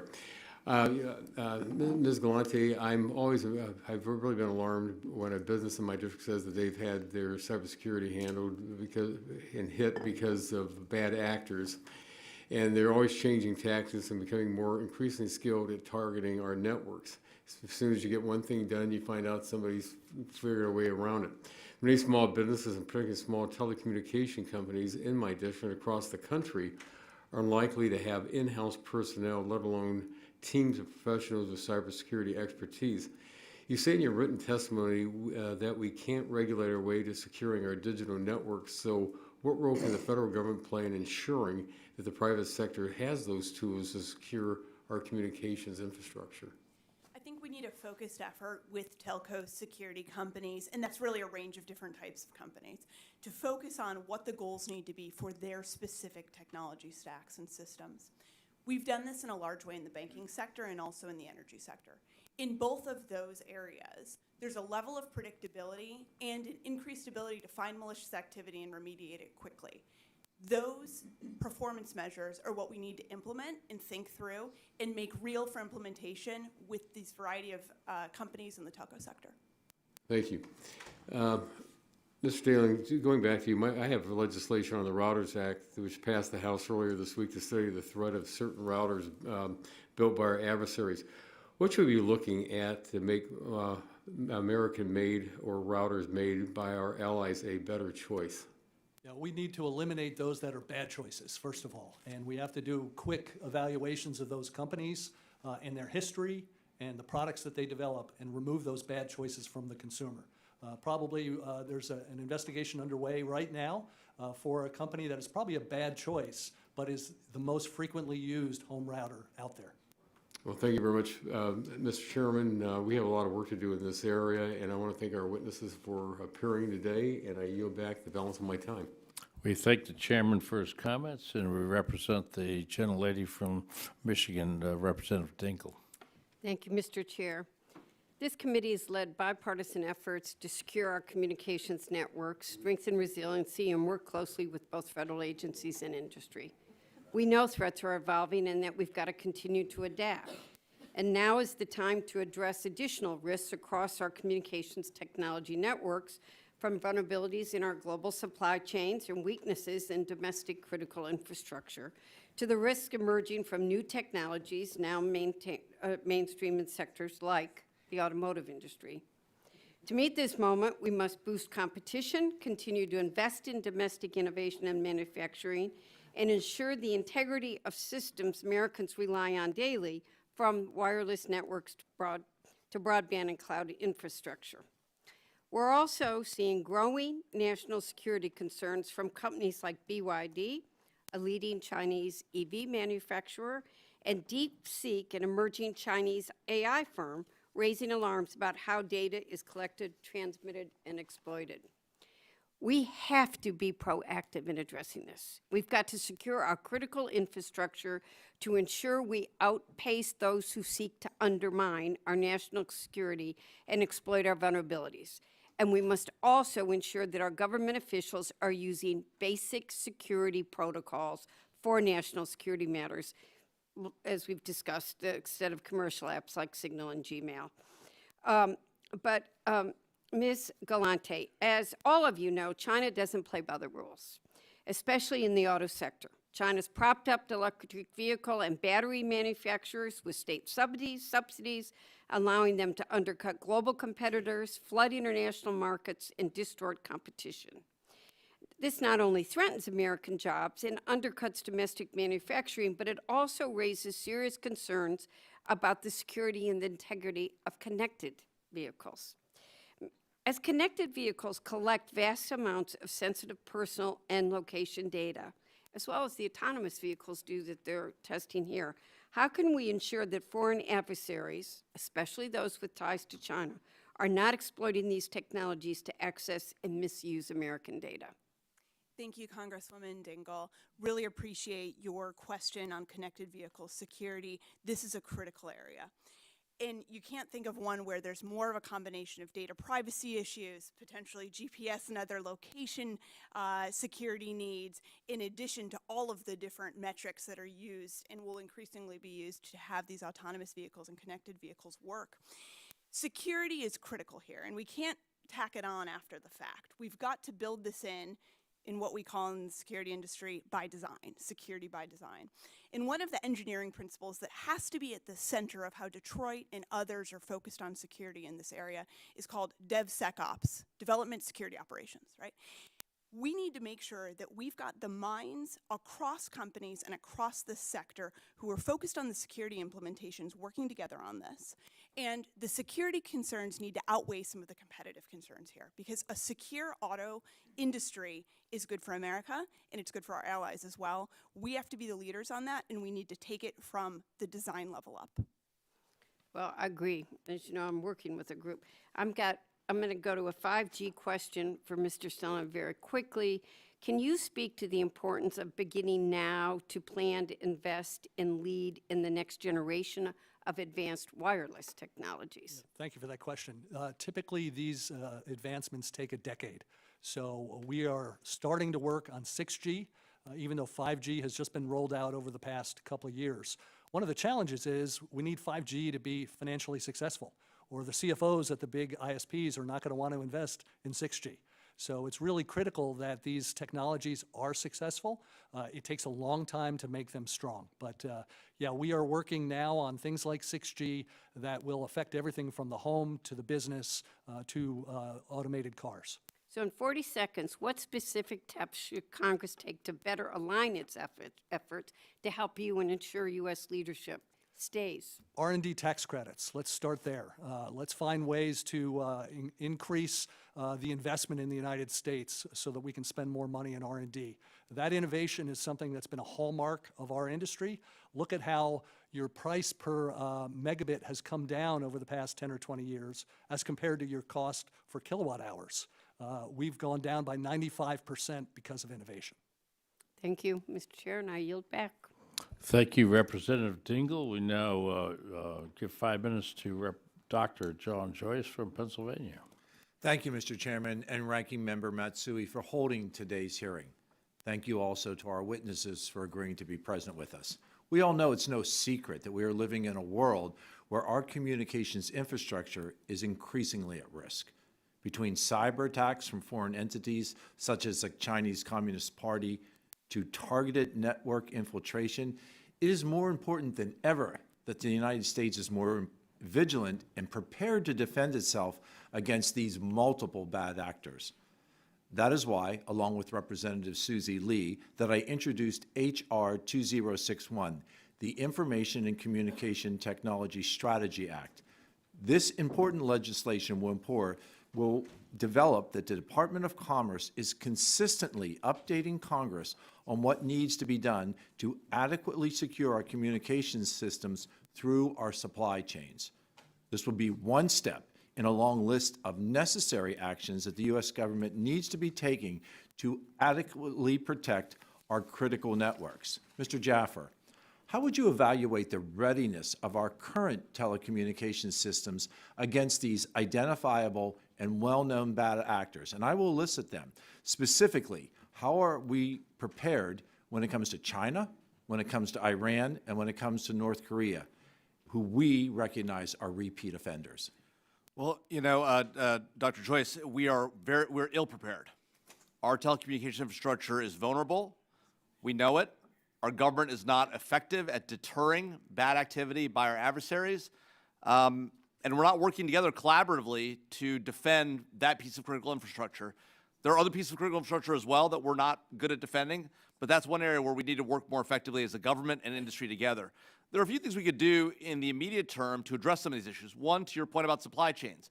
We know today that we rely massively on China for things like semiconductors, critical minerals. We're seeing it today in the tariff wars where China's cutting us off for critical minerals. We need to develop a domestic and allied capability to refine, to extract and refine those. We have critical minerals here in the United States.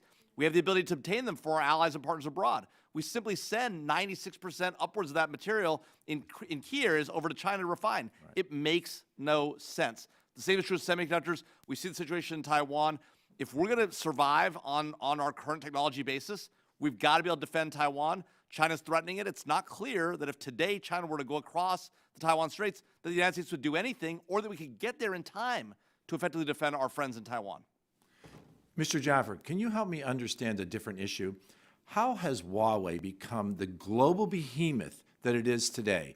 And what more do we need to do to counter Huawei and the spread of untrusted telecommunications equipment, especially when we see allies and partners using equipment from Huawei? Dr. Joyce, it's a great question. The way they've obtained this advantage is they've done it on the backs of stolen intellectual property from American companies, including Cisco. They've built routers that look a lot like a Cisco router because they stole that technology. Now, they've improved on it, they've modified it over time, but that's where they stole it from in the beginning. On top of that, they've depended on low-interest loans and no-interest grants from the Chinese government. The Chinese government goes around the globe subsidizing their purchases, giving countries other stuff, other benefits for taking Huawei equipment. And so we've got to compete in a world in which China is acting non-economically to put their surveillance gear in place in allied countries and countries around the globe, not just allies, but partners as well. We can't do that effectively until we partner with our friends who make telecommunications equipment. We don't make a ton of handsets. We make a lot of routers. We make a lot of core network gear. Then we got to get that into those networks. We did rip and replace at home. That's amazing. That's the right thing to do. We've got to do global rip and replace. And that means putting some of our money and incentivizing our manufacturers and giving them the capabilities to go abroad and deliver that capabilities to our friends the way the Chinese are doing against us with Huawei and ZTE. Mr. Stehlin, in the moments that are remaining, first of all, thank you for your leadership and your advocacy at SIA.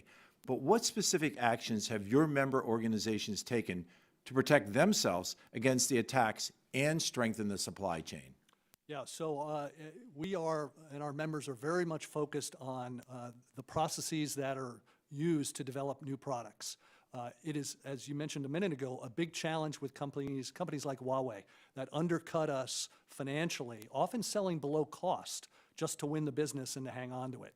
We need to rebuild our infrastructure here in the U.S. We need to rebuild our vendor base in the U.S., and it starts with the ICT space, specifically with semiconductors. And I thank you, and I think you, I, and President Trump all recognize that building that infrastructure, that supply chain right here in the U.S. is important and actually paramount for our success. I thank all of our witnesses for being with us here today, and Mr. Chair, I yield. Gentleman yields. The chair now recognizes the gentlelady from California, Ms. Barragan. Thank you, Mr. Chairman. We just heard that it's important to build the infrastructure here, chips made in the U.S., develop a domestic capability. I've kind of heard this. Mr. Stehlin, you brought this up, and this hearing, by the way, is called Securing the Future of Communications Infrastructure. If we repeal CHIPS, if we repeal the CHIPS Act, would that be helpful? No. Okay. Why would not be helpful? It would not be helpful because we need more capital investment in the United States. It needs to be a strategic investment.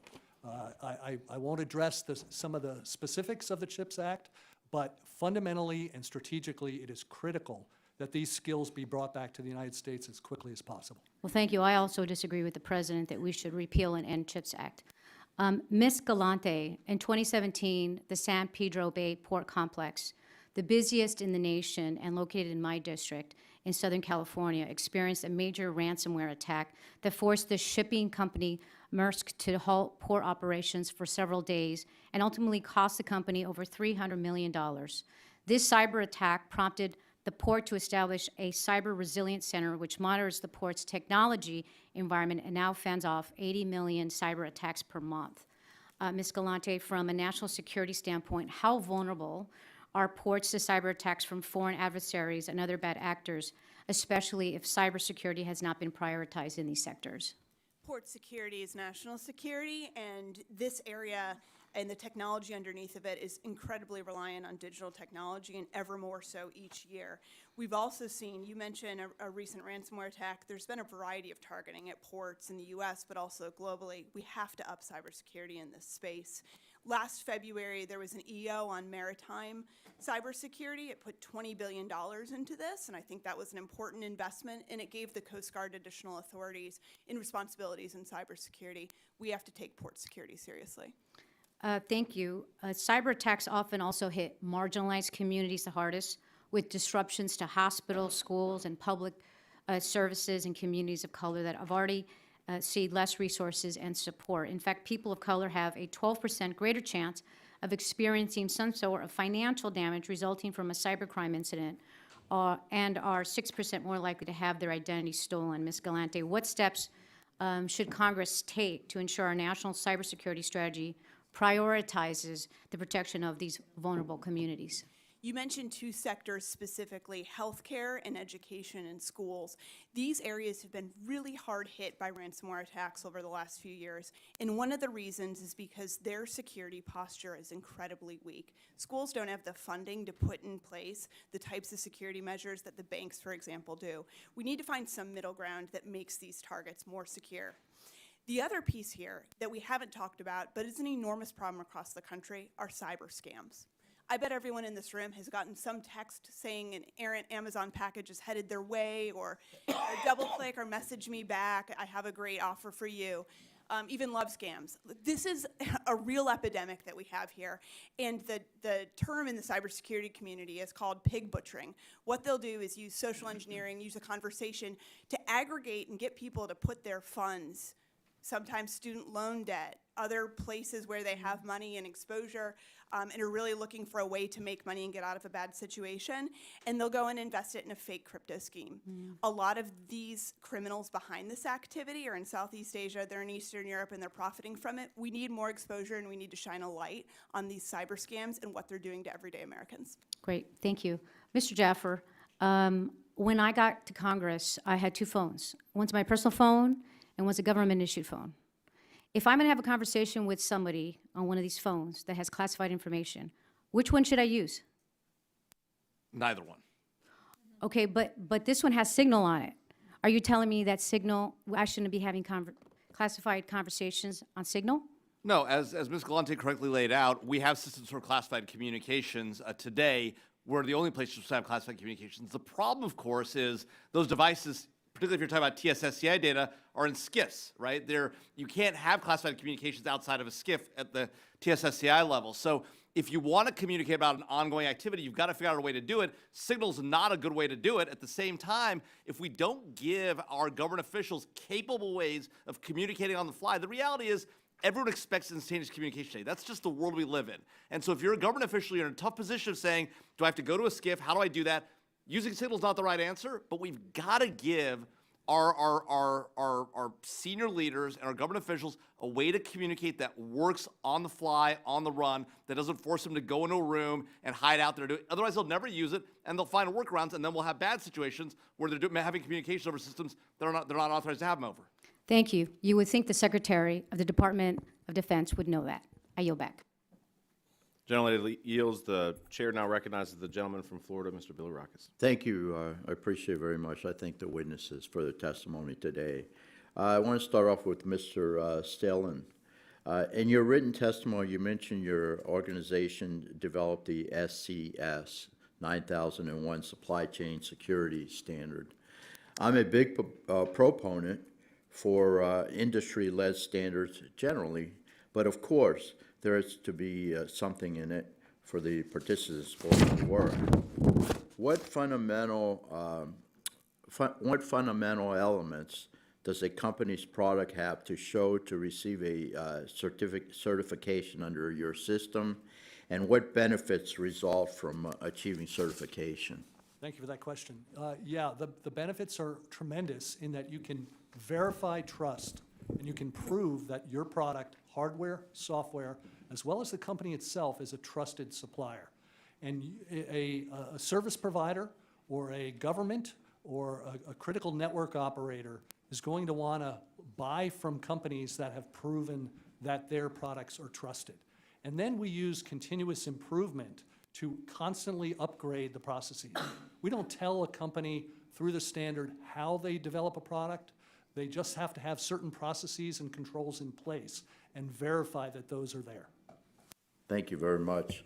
Mr. Jaffer, when talking about the Salt Typhoon, much is said about how data of political figures and corporations were compromised, and that the threats they can pose to national security and business interests. However, less is said about how the privacy and data of everyday Americans was compromised and is impacted.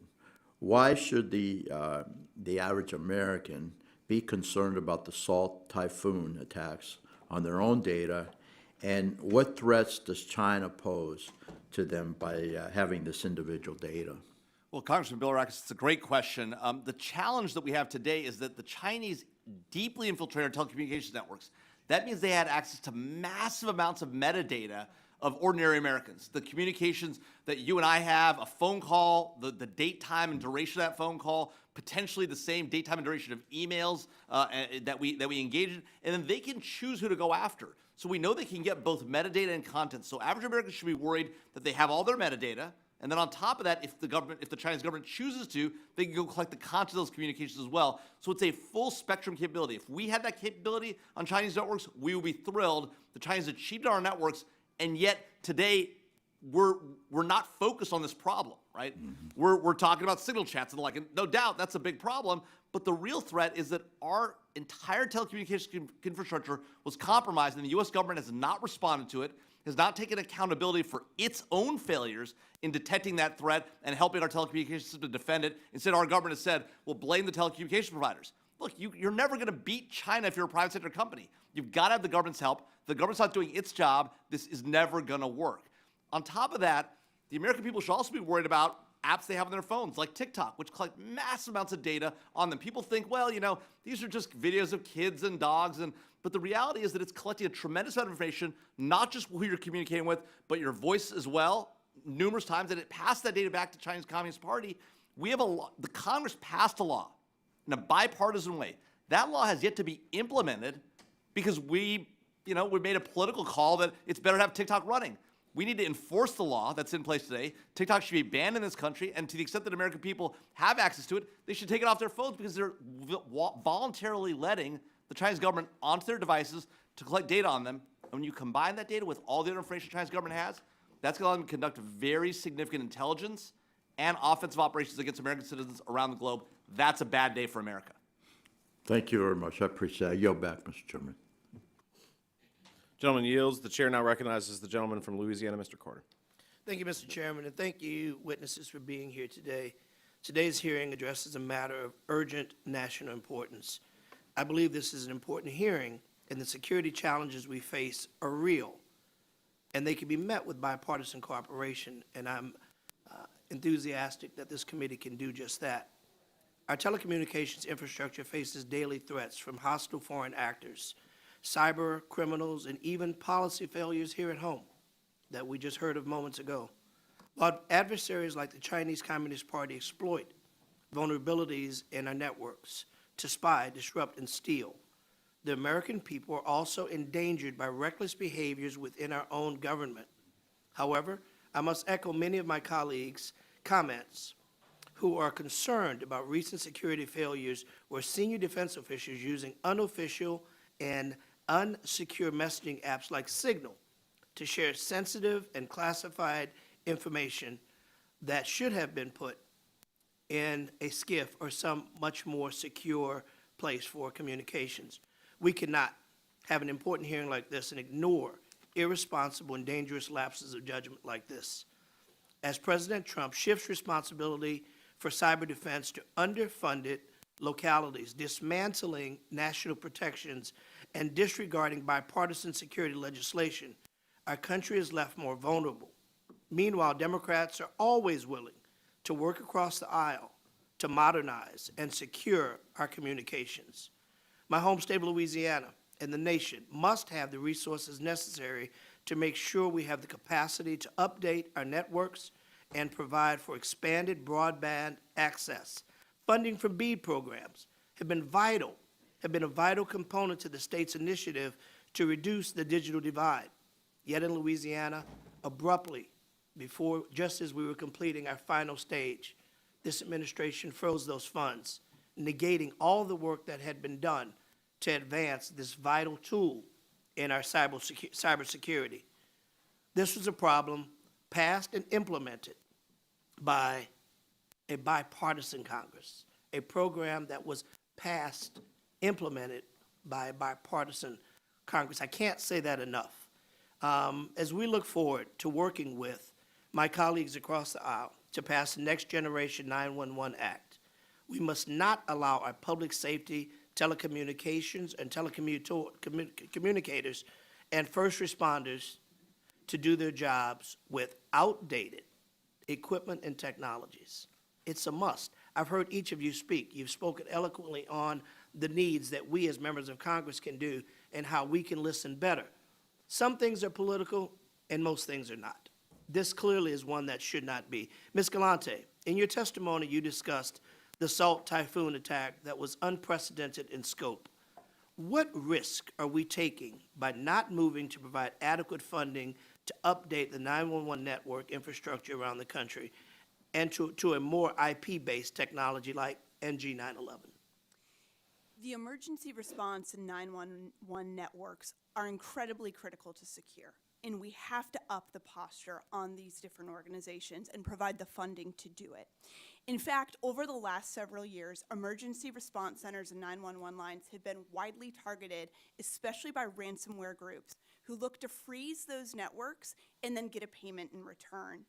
We've seen this happen in Texas and Pennsylvania and Florida, and there's probably many unreported instances of this as well. This is critical. We don't want to be in manual dispatch mode when you have ambulances going out. Mr. Stehlin, Open RAN allows different parts of our network to be supplied by different equipment and software vendors. My understanding is this plug-and-play approach means that no one vendor has the lock on any component within the network.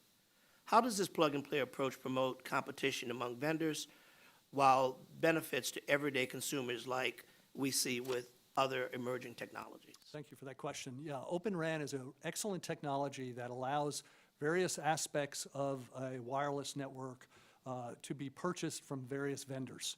So if you have common continuity between the various parts, if the connections between a RAN device and a base station router are opened up, it allows more competition. So can you leave me about 6 seconds? Go on. Yep. The last thing I would say there is it's a challenging game to build wireless networks. Thank you. Mr. Jaffer, you mentioned just a moment ago about TikTok and the fact that this bipartisan body passed a ban on TikTok because of the massive breach and threat that it has for our cybersecurity. It has been extended 90 days and now gone beyond that 90 days. Every day that goes by that the Communist China Party continues to collect their data, what kind of risk does that put our cybersecurity and our country in? Mr. Carter, that allowing TikTok to remain on American phones creates a massive, unprecedented risk to Americans' national security and the privacy and security of every single American citizen who has that app on their phone. It should be people should voluntarily remove it immediately. The law should be enforced. There is no provision of the law that allows it to be extended beyond 90 days. There's one 90-day extension allowed by law if, in fact, there's a deal in process. There's no provision for 90-day extension. The law should be being enforced today. And it's worth noting that even if the administration chooses to voluntarily not enforce the law against providers who allow TikTok to remain on their networks in the app stores and the like, those app providers and app store providers can be held liable in a future administration if it's within the statute of limitations. So everybody who's allowing TikTok to remain on their devices should know that they are potentially exposing themselves to liability even if this administration chooses not to enforce the law in a future administration. Thank you. The gentleman's time has expired. The chair now recognizes the gentleman from Georgia, Mr. Carter. The other Carter. From the right coast. Thank y'all for being here. Appreciate it very much. Let's talk about subsea cables because we know they're the backbone of the internet, and we know that they're critical for intercontinental communication and transactions. In fact, it's estimated that $10 trillion of financial transfers occur daily as a result of the subsea cables. $10 trillion daily. That's a lot of money. That's a lot of transfers. Anybody who's read the news lately understands that in the past 6 months, our adversaries have been using and targeting these cables and cutting them to cripple the economic and national security of countries around the world. Obviously, an easy target. We understand that. Let's talk about the importance of redundancy, because redundancy is extremely important, and the resilience of our cables and the diversity of routes that are needed to ensure we limit our vulnerability whenever we're talking about these cables. I've been working to try to expedite the permitting process of cables in the National Marine Sanctuaries with my bill, H.R. 261, the Undersea Cable Protection Act. And I think we need to think about ways to expedite the permitting process more generally, too. We need to get more cables deployed as quickly as possible and ensure that we can meet the capacity needs. Mr. Stehlin, I want to ask you, can you explain why redundancy is so important for subsea cables and how important it is from a national security perspective that we don't have one single point of failure? Thank you for that question. Yeah, it's really critical that you don't have a single point of failure. As I mentioned earlier, there are about 600 subsea cables in operation today around the world, but something like 1,700 landing points. So as a cable gets closer to shore, it'll split and have multiple landing points. We need to increase the number of cables, yes, but we also need to increase the number of landing points here in the United States. There may be 90 or so landing points in the United States. As you mentioned, permitting is a major issue. In some cases, it can take 400 days on average to get a permit, and sometimes up to 900 days to get a permit. 900 days. 900 days. And so I would argue that perhaps we put NTIA, which is the President's advisor for telecom issues, in charge of Team Telecom instead of the DOJ. They look at it from a different perspective. DOJ absolutely should be on the committee, but perhaps not have the lead. So I mentioned my bill, H.R. 261, which also aims to prohibit duplicate permits that are currently being required by NOAA and marine sanctuaries especially. I know that there are other areas where there are duplicate permitting reviews that are delaying the deployment of cables. Can you suggest, Mr. Stehlin, where the committee might be able to work to streamline the permitting process for subsea cables? Yeah, a great example might be a trusted partner framework. So if somebody has built a cable in the past and has proven themselves, should they have to go through every single step yet again? Or can they get fast-tracked because they have proven themselves to be a trusted partner? Good, good, excellent. The special use permits that are issued by NOAA are limited to a 5-year license term, which is in stark contrast to the 25-year FCC license term. Can you speak to the justification of possibly having a 25-year license term for subsea cables and the importance of a guaranteed 25-year term from an investment perspective? Yeah, typical payback for these subsea cables might be 7 years just to break even, because you're talking hundreds of millions of dollars of investment up front. And then you have to go through this permitting process, it might be pulled out, et cetera. So by having a longer-term license, it ensures that the company's going to make that investment. If you have 7 years payback just to break even, that's a tough business decision. You know, I want to talk in general terms right now, and when I say general terms, I do mean general. I don't care what sector of our economy you're talking about. When people come into my offices, when business people come into my office, it's always the same story, whether it be communications, healthcare, energy, permitting, regulations, crushing us. We've got to do something about this. Thank y'all all for being here. Very, very important. Now I yield back. Gentleman yields. The chair now recognizes the gentleman from New Jersey, Mr. Menendez. Thank you, Mr. Chairman. With international cybersecurity threats on the rise, we are facing increasing threats to our critical infrastructure and our economy. This past fall, the U.S. experienced a devastating Chinese state-sponsored attack on our telecommunications networks, stealing sensitive geolocation data and targeting both Democratic and Republican elected officials. We have heard throughout this hearing about bipartisan support for defending our country against cyber threats, as we should. But the Trump administration has been weakening our country's cybersecurity defense system by slashing our cyber workforce and recklessly transmitting sensitive information, making it easier for our foreign adversaries to access Americans' most sensitive personal data. Ms. Galante, just yes or no, will the Trump administration dismantling CISA's Cyber Safety Review Board weaken collaborative security and intelligence work? Yes. Ms. Galante, is a public-private security ecosystem necessary for a strong collective defense and national security posture? Yes, it's critical. Mr. Jaffer, you even said yourself private companies cannot compete with China alone, so it seemed that a public-private security ecosystem is essential for our national security. Would you agree with that, yes or no? Absolutely. Thank you. Ms. Galante, going back to you, with China investing heavily in recruiting and training their cyber workforce, is it important to our national security for the U.S. government to maintain a robust cyber workforce capable of defending against cyber attacks? Incredibly important. And not just maintain it, but we should be growing it. That's right. And doing everything we possibly can to get more people at community colleges, at universities across the country to begin their career in cybersecurity. Is that correct? Especially at this moment. Thank you. That's why I'm concerned about reports that DOGE plans to cut 1,300 jobs from the cybersecurity workforce at CISA. In fact, even the former head of CISA under the first Trump administration said that he is outraged by these cuts, and I look forward to all my Republican colleagues joining me on a letter to the administration on this issue.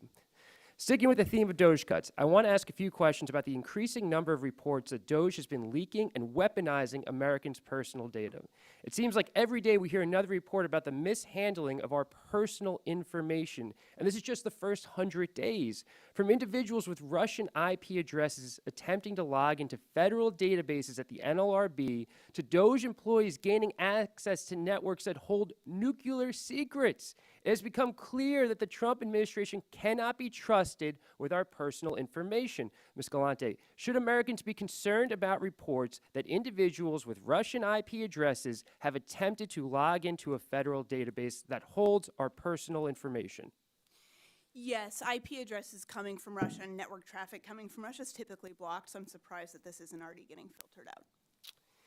There have also been reports that ICE is in the process of pulling together data from across federal agencies for a database they call the Alien Tracker in order to facilitate mass deportations. Ms. Galante, just yes or no, would a database that stores personal data from multiple agencies across the federal government, such as the Alien Tracker, be a target-rich environment for our foreign adversaries to attack? It would be a prime target. And once we accept that this administration is going to collect our personal information and put it into a database, whether it's for immigrants or any other group of Americans, it makes it highly susceptible to foreign attacks and puts all of our personal information at jeopardy. Would you agree with that? Highly valuable in our adversaries' hands. So let's turn to AI quickly, because I believe you would agree that AI has increased the sophistication of cyber attacks against target-rich data sets. Yes. And can you just briefly explain, empowering AI, there's two components as I understand it. Downstairs, we're on the energy subcommittee talking about the energy that goes into AI. The other is the collecting and use of data. Is that correct? And can you speak to that? Sure, on the collecting and use of data, your processing powers are incredibly multiplied. when you're looking at data sets. You're able to find patterns, you're able to find different insights within large data sets, you're able to cross different modalities. This is the sort of way that highly analytic endeavors are shorthanded and quickly given to our adversaries so that they can figure out how to make sense out of the noise in huge data sets and deploy them against us. And this goes back to why we originally banned TikTok. Is that correct? It's one of the reasons why TikTok could provide a powerful data set to our adversaries. So while AI is strengthening our enemies' cyber capabilities, the Trump administration is leaving us vulnerable to attacks and weaponizing our data against us. This is not a Democrat or Republican issue. Any administration should prioritize protecting American sensitive data, and my Republican colleagues cannot pretend to take threats from foreign actors seriously while the Trump administration is slashing CISA's workforce and allowing unauthorized DOJ employees to access Americans' data on demand. This should be a bipartisan issue. It's one I am concerned about. I dealt with it on Homeland Security with Mr. Pfluger. Sorry, the clock went off, so I couldn't tell. That we should all be in lockstep on. But that means we have to speak out when our administration, Democrat or Republican, are failing us. This administration is failing us on this critical issue. Thank you, and I yield. The gentleman yields. The chair now recognizes the real chair, Mr. Guthrie from Kentucky. Not the real chair, the other chair. So, hey, thanks a lot. I appreciate you guys being here. And first to Mr. Stroup, I'm kind of concerned about satellite GPS, and I'm an old artilleryman. In my day, you actually had to use binoculars and see where a round landed, and then you would call it back in, and somebody used that, literally a slide rule to calculate what the firing data was, and you had to walk, you had to bracket the target, as we say, or walk it on.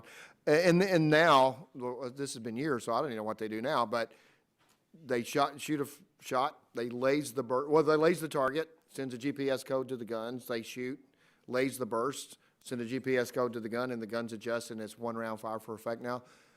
That depends on satellites. So my big concern on satellite security, I mean, just walk through the national security. That's just shooting artillery. That's a whole lot of things that our satellites depend on in the civilian world, but also particularly our military world. I used to be the proverbial lieutenant with a map. Now you get a 8-digit zip code, grid code, just by knowing what your watch tells you. So how do we do that? How do we fix the map? Mr. Stroup, I guess I couldn't see you for, Mr. Pfluger's a tall guy, sorry. So thank you for the question. So yes, obviously adversaries can use location information. I think the key from our perspective is ensuring that they are not subject to spoofing and to jamming. So the next generation of GPS satellites have increased capabilities against them. And actually, I think it's important to note that there is already a redundant system for navigation systems. Yeah, how do you make it redundant for stuff like, I know you got navigation, you've got, I mean, that's as simple as like low artillery. You're talking about 2 or 3 miles communication to each other. So GPS is a free system provided by the government. There's also another system operating off of a constellation of satellites. And there are also studies underway to look at other systems. But certainly for the importance of all of the uses, whether it's military or commercial, we do have redundancy built into the system. Okay, thank you. I was looking, Mr. Taylor, I was looking at you because I couldn't see Mr. Stroup, so I'll ask you this. I mentioned my opening statement concern for subsea cables.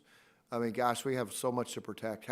What are the threat to subsea cables, and how can we be less susceptible to damage? Redundancy, number one. Number two is having a repair system that's very quick and accurate, meaning more ships, a big shortage of ships. More landing points adds redundancy in the United States, and working with friendly governments to ensure the equipment they're using is trusted equipment. Okay, thanks. I'm not sure how much time I have, but Mr. Jaffer, on rip and replace, we led that effort, and when we're thinking about supply chains, what else do we need to do? Well, Mr. Chairman, I think certainly rip and replace going global is going to be critical, right? Because what's happening is our adversaries are putting this Huawei and ZTE and other Chinese gear in around the globe. So it's important to expand that broadly. Beyond that, we need to look at other core supply chains, semiconductors, critical minerals. We know the Chinese have a chokehold on these things, whether it's the processing of critical minerals or the like. We need to get ahead of that and get ourselves out of that. And then finally, we need to look at the entirety of the American supply chain. We realized during COVID that we have this dependency on China on pharmaceutical precursors, and yet we continue to maintain and allow ourselves to be addicted to Chinese goods of all sorts. It's one thing to buy T-shirts from China. It's a whole nother to buy critical minerals, semiconductors, and routing. And Yeah, we had a hearing on medical devices, and we found in the medical device, because it was an investigation oversight hearing, they had connections to the URL at the University of Beijing in medical device, just collecting Astounding. massive amounts of data. I think Mr. Mendez is talking about, so they use it in their AI. And just think about connected cars. Think about the havoc you could cause if instead of having a bunch of, whether it's Teslas or Slates or whatever American EV manufacturer you want, Chevy, right, Ford, if we had a bunch of BYD cars running around the United States, which is what, by the way, China wants us to do. Part of the reason they're cutting us off for critical minerals is they want us to buy their electric cars so that those electric cars are connected, they can turn off when the time is right. Well, thanks. I'm not sure. I don't see the clock. I got a couple of minutes. So I was in Europe, was on a NATO meeting, and we were talking about all the privacy. We have to deal with privacy on this committee as well. So very interested in that. And my question was, if you have a system of Huawei and ZTE, so do you worry about your privacy? Do you have privacy even if you regulate privacy? Doesn't it seem kind of inconsistent to say we're going to have all these privacy laws, but then we're going to let all the Chinese equipment on in our country? It is astounding to watch the Europeans come after American companies because they're concerned about our privacy rules and our privacy regulations, and yet, one, they buy tremendous amounts of Chinese gear and are willing to give their privacy up to the Chinese. We also note that, the Europeans have massive surveillance capabilities internally. They never talk about those. They talk about our industry and our companies. They don't talk about their own government surveillance capabilities. And so I think it's really important to think, look, at the end of the day, if you have to make a decision, you can be like the Europeans and you can regulate first and innovate second, or you can be like the Americans and innovate first. Thanks. That's what we got to do. I can't see a clock, but I think they just gaveled me down. So thank you for your answers. I appreciate it very much. Thanks. The gentleman yields. Before we recognize the next person, we're going to try to reset this clock.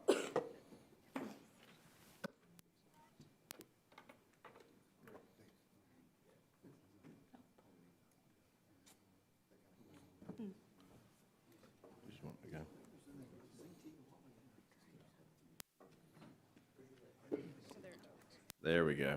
Hey, there we go. The chair now recognizes the gentleman from Ohio, Mr. Landsman. Thank you, Mr. Chair. I appreciate all of you. I want to get into the undersea cable issue, and we've talked about this extensively, rightfully so, and would ask, Mr. Chair, that for unanimous consent to enter into the record an article in Newsweek about China. China unveils game-changing weapon that could decide future wars. It just speaks to the fact that cybersecurity is national security, cybersecurity, and the article goes into, obviously, everything that China is doing with their submarine technology to disrupt these cables. The vast majority of communications goes through these cables, 95% of everything that we do globally. And your testimony today suggests there are several things that we have to do. One is the redundancy work. Two is the ships. Three, I'm assuming, is part of the repair work, but the technologies, the sensors. I mean, and maybe I'm jumping to a conclusion here that doesn't exist, but I assume that there are early detection work that we could be doing, or do we find out immediately when these things happen? So I'm wondering if you can say a little bit more about or speak to existing legislation. I know Mr. Carter has a bill around permitting, and that's something that I think we should all jump on and support. Especially to your point about trusted partners who are already doing this. Can you talk a little bit about the ships, what we would need to do? What does that look like? Yeah, there are certain ships that are designed to lay and repair cables. You can go to Baltimore Harbor and see them from time to time. Yeah. That's one place to see them. And these ships lay out the cable. They're specifically designed to do this.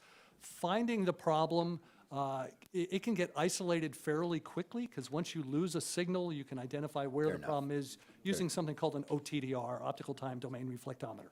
All right, so that's something that you can use to find out where the problem is. But then you've got an issue of, what are the seas like? Has the cable moved or shifted around because of tides and currents and things like that? So adding more ships and having this be a better and bigger industry is really important, on top of ensuring that Western technology and Western companies take back the lead in this rather than Huawei. How many ships do we have now? How many do we need? I can't answer specifically, but it's single digits to low, maybe perhaps a dozen. Yeah, go ahead, sir. If I may, since the issue of redundancy for undersea fiber cables has come up, I want to stress the importance of satellite, the ability to be able to transition immediately. And while we certainly don't have the ability to carry all of the traffic, as an example, that is carried into Taiwan, what they're doing, I think, is a good example of how we prepare for the potential of an undersea cable cut, and that is putting in place arrangements with multiple satellite companies, obtaining the terminals so that they do have true redundancy in real time. Thank you. Yeah, I think that makes sense, and I think the only point you were making, sir, is that it's not, it's good for redundancy and for those moments of acute need, but not necessarily an alternative to the fiber optics. I want to get back to the ship, sorry. If it's single digits, I mean, do we need twice as many? The more landing points, the more cables we have, definitely the more ships you need.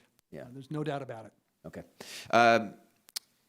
So is there anything else? I mean, if between Mr. Carter's bill and getting the additional ships, the satellite partnerships that would expand our capacity, is there anything missing in terms of? Yeah, I would reiterate the permitting process Yeah. needs to be sped up. And again, I think NTIA ought to have the lead. Oh, NTIA, that was the other piece.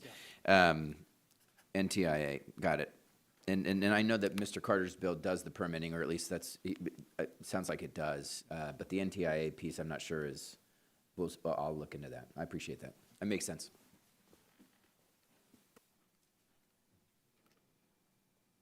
And I yield back. The gentleman yields. The chair now recognizes the gentleman from Idaho, Mr. Fulcher. Thank you, Mr. Chairman. Mr. Stehlin, I represent the great state of Idaho, and there is a lot of rural space there.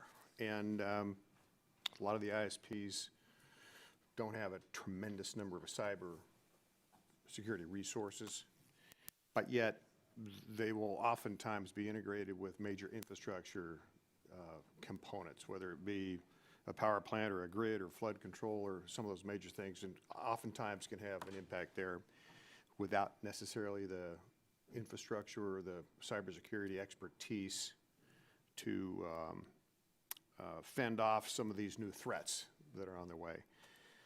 I'd like to get any suggestions or comments from you on how CSIC might be a resource for that, or other sources of counsel through your role at TIA. Thank you for that.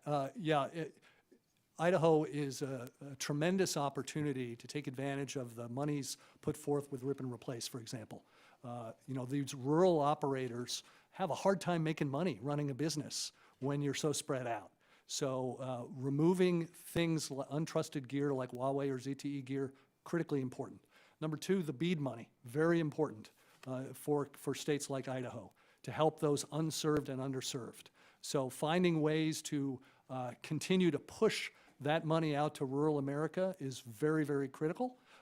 And the way that it's connected to your industry, not just to the consumer, all that is especially interwoven in rural America. So industry as well as rural America consumers are tightly connected, and therefore the networks need to be tightly connected. Thank you for that. I want to do a follow-up question. Same general subject matter, but having to do with cybersecurity incident reporting requirements. That's another one of those things that can be cumbersome, especially if you're a small ISP, and I wanted to get your comments on that as well. Is harmonizing maybe an option or other forms of report sharing something that we should be looking at a little bit deeper? Absolutely. We need to speak in one voice. We need to have one way of reporting incidents. Right now, every company and many agencies and departments in the government and in state governments have different ways of reporting things. So with all these different requirements, and you're in a small rural company, who do you respond to? How do you quickly identify the problem, quickly resolve the problem? If we speak in one voice and have one voice of mitigation and incident reporting, we'll more quickly fix the problem, and then we'll continually improve, because that's what a good benchmarking system does. It allows you to get better and better. Thank you for that as well. Going to shift to Mr. Jaffer and going to magically make you king for a day. Okay? I love that, Congressman Vulture. Undersea cables. We've been talking about that a lot, and I don't want to regurgitate what others have brought up or similar questions. I know that I've made notes of the patrolling issues, satellite monitoring, the permitting issues that we've got, the need for redundancy. What we haven't talked about is penalties for nefarious actors, or at least that I've heard. But as king for a day, could you hit that topic again? What are the steps we need to be taking? Look, we have to make it clear to our adversaries, Russia and China primarily when it comes to undersea cables, that we view those as part of our critical infrastructure, and if those are hit and we know it's them, we will make them pay a price. That price could be economic, it might be sanctions, it might be military. The truth is that we rely so much on these networks, and by the way, they have similar capabilities, counter space as well. So it's both our satellites and our undersea cables that are at risk when it comes to China and Russia. They take out those systems. We have to make clear to them, you will pay a price. And then when they do it, we have to exact that cost. If we don't have credibility, deterrence doesn't work. And that's one of the fundamental problems is we don't talk about where our red lines are. We don't talk about what our capabilities are to respond. And then when the bad thing happens, we don't respond. So it's no surprise our adversaries aren't deterred, whether it's the cyber domain, whether it's undersea cables, or it's counter space. These are all vulnerabilities, and our adversaries has gotten too used to coming after us and not paying a price. Mr. Chairman, I think I'm going to wrap with that. I do have another question or two, but I'm going to submit that. Thank you, Mr. Jaffer, Mr. Stehlin, for your comments, for the entire panel for joining us today. Also, please note that some of us have dueling committees, and so if you got repeat questions, you understand why. Mr. Chairman, with that, I yield back. Gentleman yields. The chair now recognizes the gentlelady from New York, Mrs. Clark. Thank you very much, Mr. Chairman. Good afternoon, everyone. And I thank our panelists for their expertise this afternoon. The security of our communications network is one of the utmost importance to America's national security and continued global economic leadership. Securing our critical infrastructure against cyber attacks has been a top priority of mine since entering Congress, and I'm proud to have served as chair of the Cybersecurity Infrastructure Protection Subcommittee of the Homeland Security Committee in previous Congresses, where I was able to pass legislation to stand up a national reporting infrastructure for cyber attacks on critical infrastructure regime. We have seen an uptick in cyber attacks in recent years, fueled by advances in technology, including artificial intelligence. Further advances in consumer and commercial technologies alike have helped spur innovation across industries, particularly within respect to the IoT devices, but also have the potential to create new vulnerabilities that must be addressed. The varied threat vectors which we now face require a serious, focused effort on the part of our federal government, and sadly, our current administration has not proven up to the task. Last month's executive order on cybersecurity preparedness will weaken our defenses at a time when we face more threats than ever by shifting the responsibility of defending critical infrastructure to state and local governments, which too often lack the funding and expertise to take on this role. This decision leaves schools, emergency service providers, local governments, and others at risk by shifting the burden of warding off attacks from hostile foreign actors onto their backs. Additionally, this administration's inane, half-baked tariff policy will devastate supply chains and drive up the costs related to defending our communications infrastructure. Further securing communications infrastructure begins with practicing good personal cyber hygiene, something the current Defense Secretary and National Security Advisor seems almost unwillfully unaware of. Their reliance on unofficial and unsecure messaging apps risks the lives of American troops and warrants a serious bipartisan investigation. It is extremely unfortunate that the current administration has consistently sought to dismantle tools and programs meant to protect our critical infrastructure from cyber attacks, while senior officials ignore laws and best practices. We in Congress must, however, continue to our work to increase network and supply chain safety to allow consumers and business alike to make informed decisions impacting the security of our communications networks. Recent breaches have shown that vulnerabilities in communication networks stem not just from telecommunications infrastructure, but also from compromised end devices and personal behavior. To that end, the FCC under the Biden administration adopted a voluntary cybersecurity labeling program in March of last year so that approved devices would bear the U.S. Cyber Trust Mark to help consumers identify trustworthy and secure products in the IoT marketplace, while encouraging manufacturers to meet higher standards in product development. My question is to Ms. Galante, but other panelists may weigh in as well. How could the implementation and possible expansion of the Cyber Trust Mark program help address the risks of our communication networks face? Thank you, Congresswoman Clark. The Cyber Trust Mark, cybersecurity mark on Internet of Things connected devices is an important step in getting a baseline so consumers know what products are secure. It's similar to the UL, that Underwriter Laboratories metallic sticker that we all have on our different appliances. And I hope that Cyber Trust Mark goes the same way, which is to give consumers confidence that the company behind that product is following basic rules in cybersecurity that will make that product safer for their own personal use, and also so that they have some reliability, that it's going to be patched and updated over time. Very well. Anyone else want to add? Mr. Stehlin. We're, TIA is very close to the Cyber Trust Mark and been involved with the FCC from its beginning.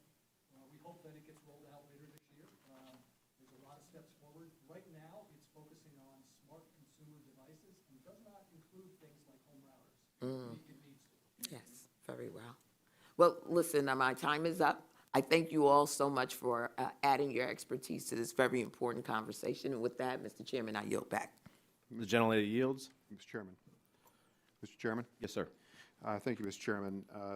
At the request of my colleague, Mr. Pfluger, I'd like to request the committee's permission to enter into the record a letter to the Honorable Brendan Carr, Chairman of the FCC, from a number of us on this committee. It has to do with recommendations on network and cybersecurity. So with the permission of the committee, I'd like to submit that into the record.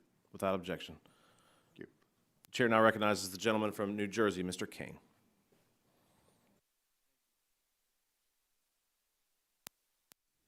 And thank you to our witnesses for being here today.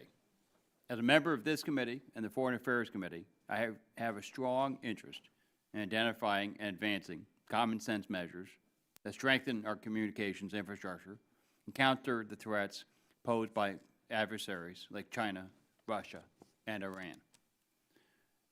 Mr. Stehlin, first of all, welcome south. I'm happy to have a resident of New Jersey's 7th Congressional District here, and I'm glad you were here to share your expertise. I understand that team telecom process can be burdensome and cause delays. What are the obstacles that burden or delay deployment of additional undersea cables? Thank you, sir, for that question. And I've been a longtime resident of East Amwell in the 7th District, 32 years in the same house. So NTIA should be the lead in team telecom. They are the president's advisor for all telecom issues.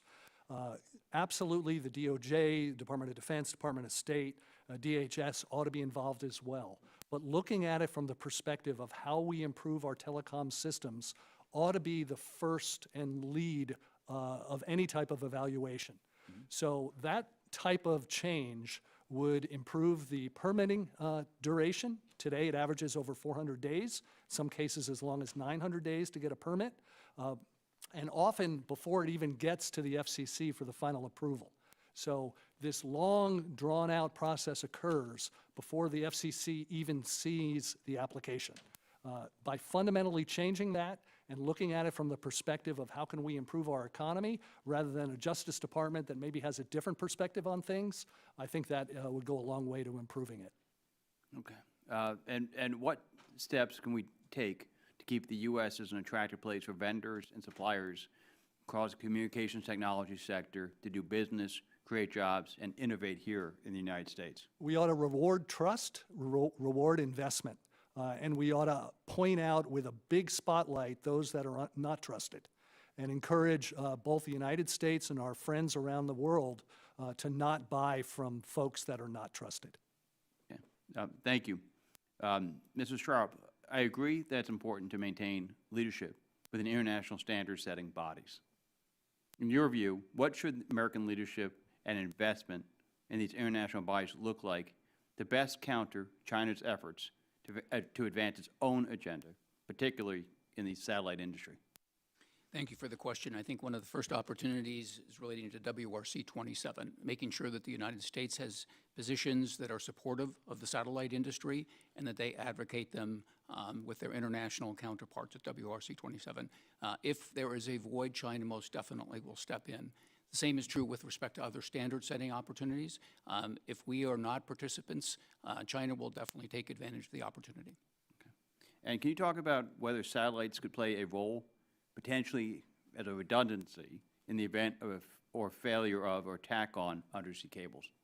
Yes, absolutely. So I gave as an example previously, the government of Taiwan is making arrangements with multiple satellite operators, bringing in the terminals so that should there be a cut, there is an immediate transition to satellite capability. So the good, the benefit of satellite capabilities are our infrastructures in the sky, so they're not subject to something like a cable cut.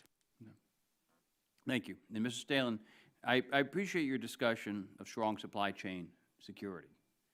What are the safeguards against, hypothetically, a previously trusted supplier or vendor suddenly being compromised by an adversarial actor? In other words, how can we make sure that trusted suppliers stay trusted? Continuous verification of trust. So having a certification program that a company has to go through on a regular basis to ensure that the processes they're using are trusted, and ensure that the company itself doesn't have injunctions against it since the last time it got certified. Those types of things are really important. Okay. Thank you all for your testimony, and I yield back. The gentleman yields. The chair now recognizes the gentlelady from Virginia, Ms. McClellan. Perfect timing.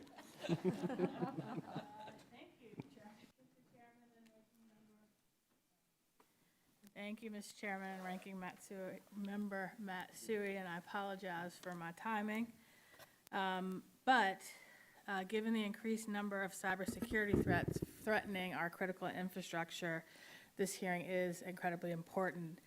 And the irony of this hearing is not lost on me, that while we scramble to catch up in the increasingly intense cybersecurity arms race, some of my colleagues ignore that one of our nation's biggest cybersecurity vulnerabilities is the current administration and its drastic cuts to the Cybersecurity and Infrastructure Security Agency, a national security team that prefers to coordinate via unsecure messaging apps instead of following standard security protocols.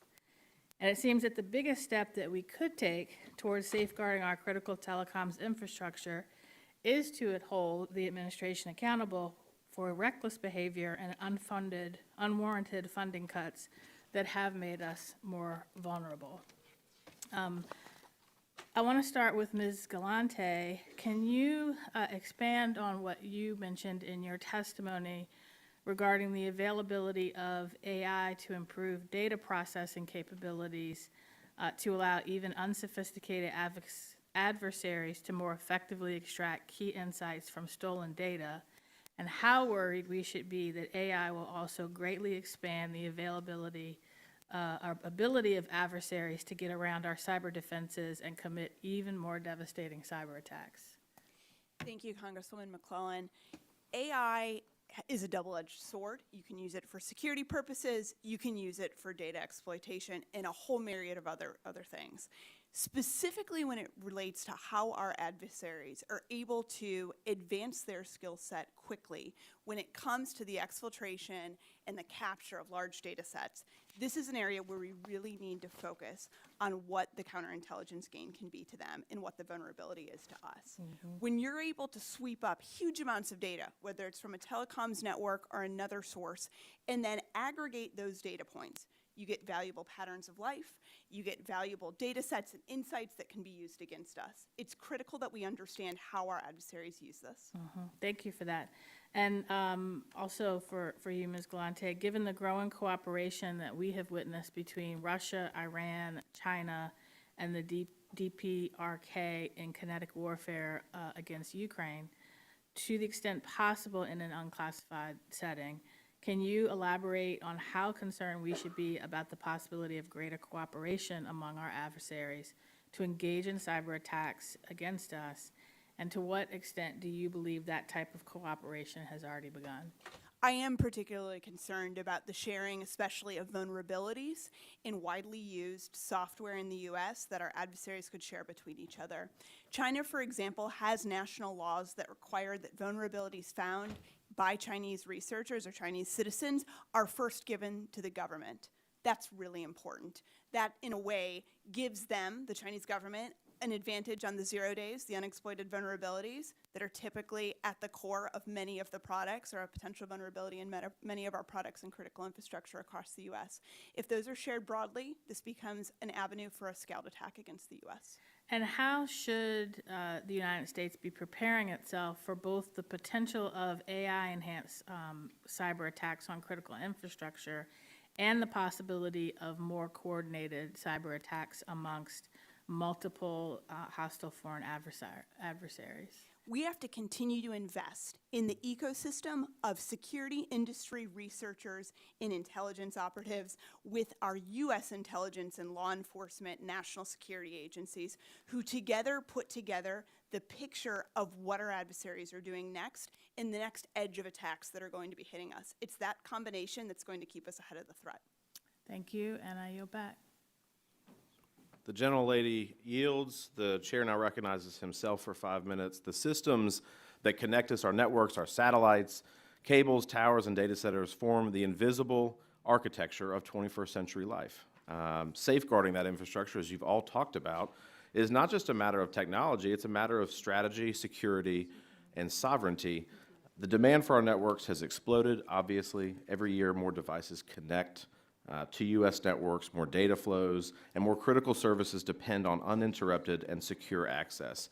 Our systems are under strain not only from increased usage, but geopolitical risks, supply chain disruptions, and escalating cyber threats, particularly from nation states like China, as you have talked about. This isn't only about protecting websites or cell towers, it's about protecting hospitals from ransomware, grid systems from blackouts, and first responders from dropped phone calls. Telecommunications is infrastructure, it's also national defense, and it's economic security. So let's treat it like that. It's a national priority. Mr. Stroup, you mentioned rapid expansion and innovation of the satellite industry. Can you elaborate on the most transformative advances that we've seen in maybe the last 5 to 10 years and what they mean for our national infrastructure? Thank you for the question. I believe that it starts with reusable launch capability. We have much more rapid launch than ever before. That has allowed many more companies to be able to launch their systems into space. I think in addition, in terms of capabilities, the utilization of high throughput capacity capabilities has allowed expansion for broadband services. So in terms of services, that's something that I would emphasize. The rapid growth of satellite broadband is really dependent upon that. In addition, within respect to the remote sensing sector of the industry, the ability to manufacture and launch sensors into space has opened up a completely new industry. So I would say those are just some of the points that I would emphasize. And then we've also seen within manufacturing utilization of mass manufacturing techniques, just given the increase in the number of satellites that are being manufactured, changing from bespoke manufacturing of large bus-size satellites to hundreds or thousands of satellites being launched into space each year. Can you point to, and we've talked about this broadly, some of the other witnesses, but specific policies that put your industry at a competitive disadvantage compared to, say, foreign competitors? Yeah, certainly. I think that the ease of licensing within the United States is extremely important, and we've made a number of recommendations to the FCC, and we also work with NOAA on remote sensing to be able to streamline the licensing process. We've seen, fortunately, a great deal of investment that has been made in the industry, But certainly, we don't want to push any of the licensing opportunities offshore, because that is something that I hear about from our members. In the past, it has taken a long time to be able to get a license approved. I will note that in the last few years, we saw the creation of the Space Bureau with the FCC. At the time, there were 64,000 pending applications, and that has gone a great way to be able to address that. But that has been one of the key points that I've heard from our members, is being able to get a license quickly. Thank you for that. Mr. Stehlin, you talked about how vulnerable the U.S. telecom supply chain is today to foreign interference and dependency. What specific areas concern you the most? Specifically, the lack of strategic investment in the United States in the ICT space. We have to pull back as much as possible the development of semiconductors and that entire ecosystem around semiconductor development. That's number one. Number two, the lack of overall R&D investment. We have to encourage companies, incentivize them to spend more money on R&D, and we can do that through tax credits. So reauthorizing that's critical. Absolutely. Words. Okay. What key technical or architectural decisions must we make now to ensure that our networks can withstand cyber attacks or disruptions? We need to speak in one voice. Right now, ISPs each have their own methodology for managing cybersecurity and supply chain security. The government has multiple ways of managing that. So we need to speak in one voice, which will allow us to react more quickly, to evaluate performance more quickly, and to continuously improve. We have to have a defense in depth, and speaking in one voice certainly helps. Thank you for that. Mr. Jaffer, you talked about our allies. This actually intrigued me a little bit. I assume that our allies are aware of the risks of buying this material from communist China. And so if they're aware of that, what's causing them to continue to perpetuate the problem? It's a great question. I mean, two things. One, you know, our allies, take Europe, for example, they've known long about their addiction to Russian gas and how that caused them problems. And yet they continue to buy it and buy it. We tried to build them a pipeline back in the Bush administration. They wouldn't do it. They built a pipeline to Russia instead. They're building a second one now. It makes no sense. They have the same attitude towards China. You look at even the United Kingdom, our closest partner, or the special relationship, British Telecom built Huawei routers into their core networks. And when we went to them and told them this is a real problem, it took us a while to convince them. It took us a while to go around the globe. The first Trump administration spent lots of hours and days and months and weeks convincing our allies around the globe that this was a real threat. And that was only a decade after the House Intelligence Committee wrote a report about the threat from Huawei and ZTE. So we've known about this problem. We've been telling our friends and allies. And then, of course, we've had to pay, rip and replace to take it out of our state and local networks as well.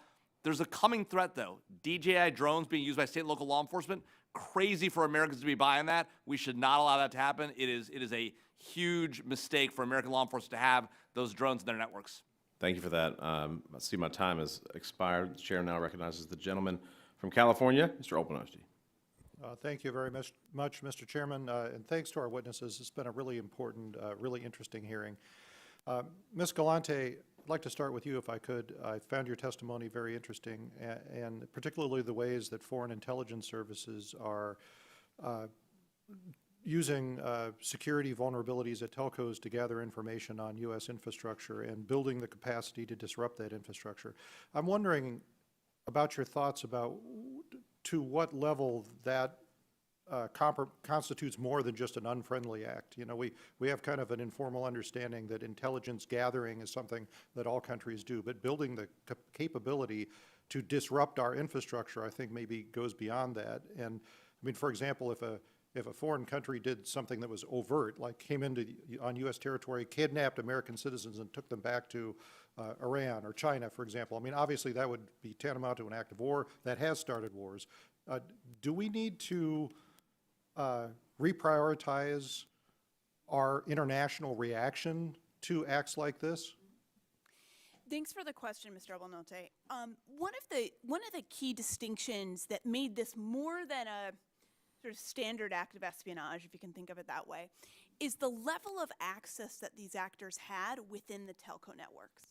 And with telco networks especially, you can almost think of it as sort of a multi-pronged tool. You're able to disrupt traffic. You would be able to take almost kinetic-like steps in a network because of the types of tech that are there that would cause an effect that everyone would agree is far beyond espionage. That hasn't happened yet, as far as we know, in these cases. It has just been an intelligence gathering effort, and the access that these actors had presented additional opportunities. So that might be an area where you can really drive a distinction between what is traditionally known as espionage and what is largely considered pre-positioning for an attack. Right. That's, I think you've illustrated the key distinction there. I mean, there's information gathering, which is what espionage is geared towards, but then building a destructive capability is something I think might go beyond that. And if someone did something overt like kidnapping U.S. citizens, we would say, that's not all right, that's not okay, we would take a stand. I'm wondering if maybe as an international community, we need to set new norms about that behavior. And I think the discussion has to happen with our allies, right? This is not just a U.S. problem, that Chinese access into telcos. We need to look at countries and allies in Southeast Asia. We also need to look at some of our European friends who've been dealing with this as well. This is not just a U.S. problem, and we need to come together to be able to show where the real lines are here that we're not willing to tolerate. Right, thank you. Mr. Stehlin, you highlighted the vulnerability of some of our subsea cables, and which I was very appreciative of, because a lot of people don't realize that vulnerability.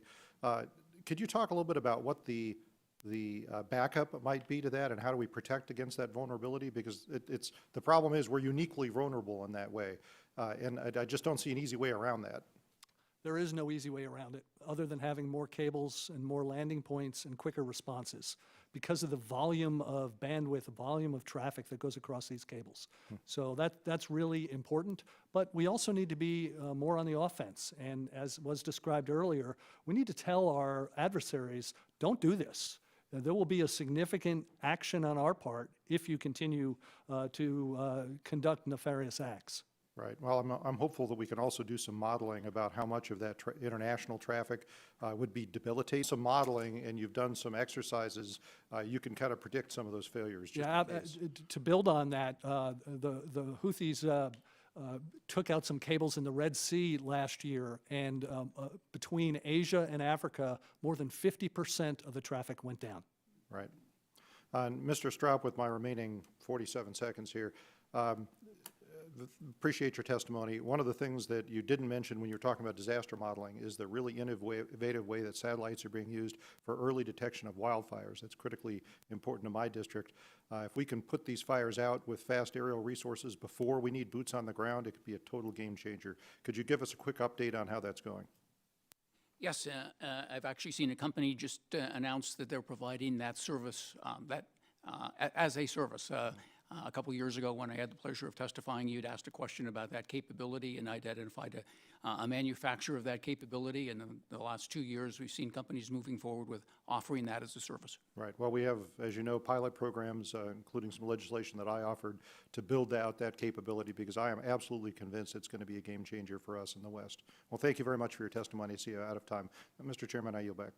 Gentleman yields, and the purpose of this hearing now being concluded, I want to thank the witnesses for being here. Appreciate the professionalism, the expertise. I appreciate your testimony, and we are adjourned. Good job.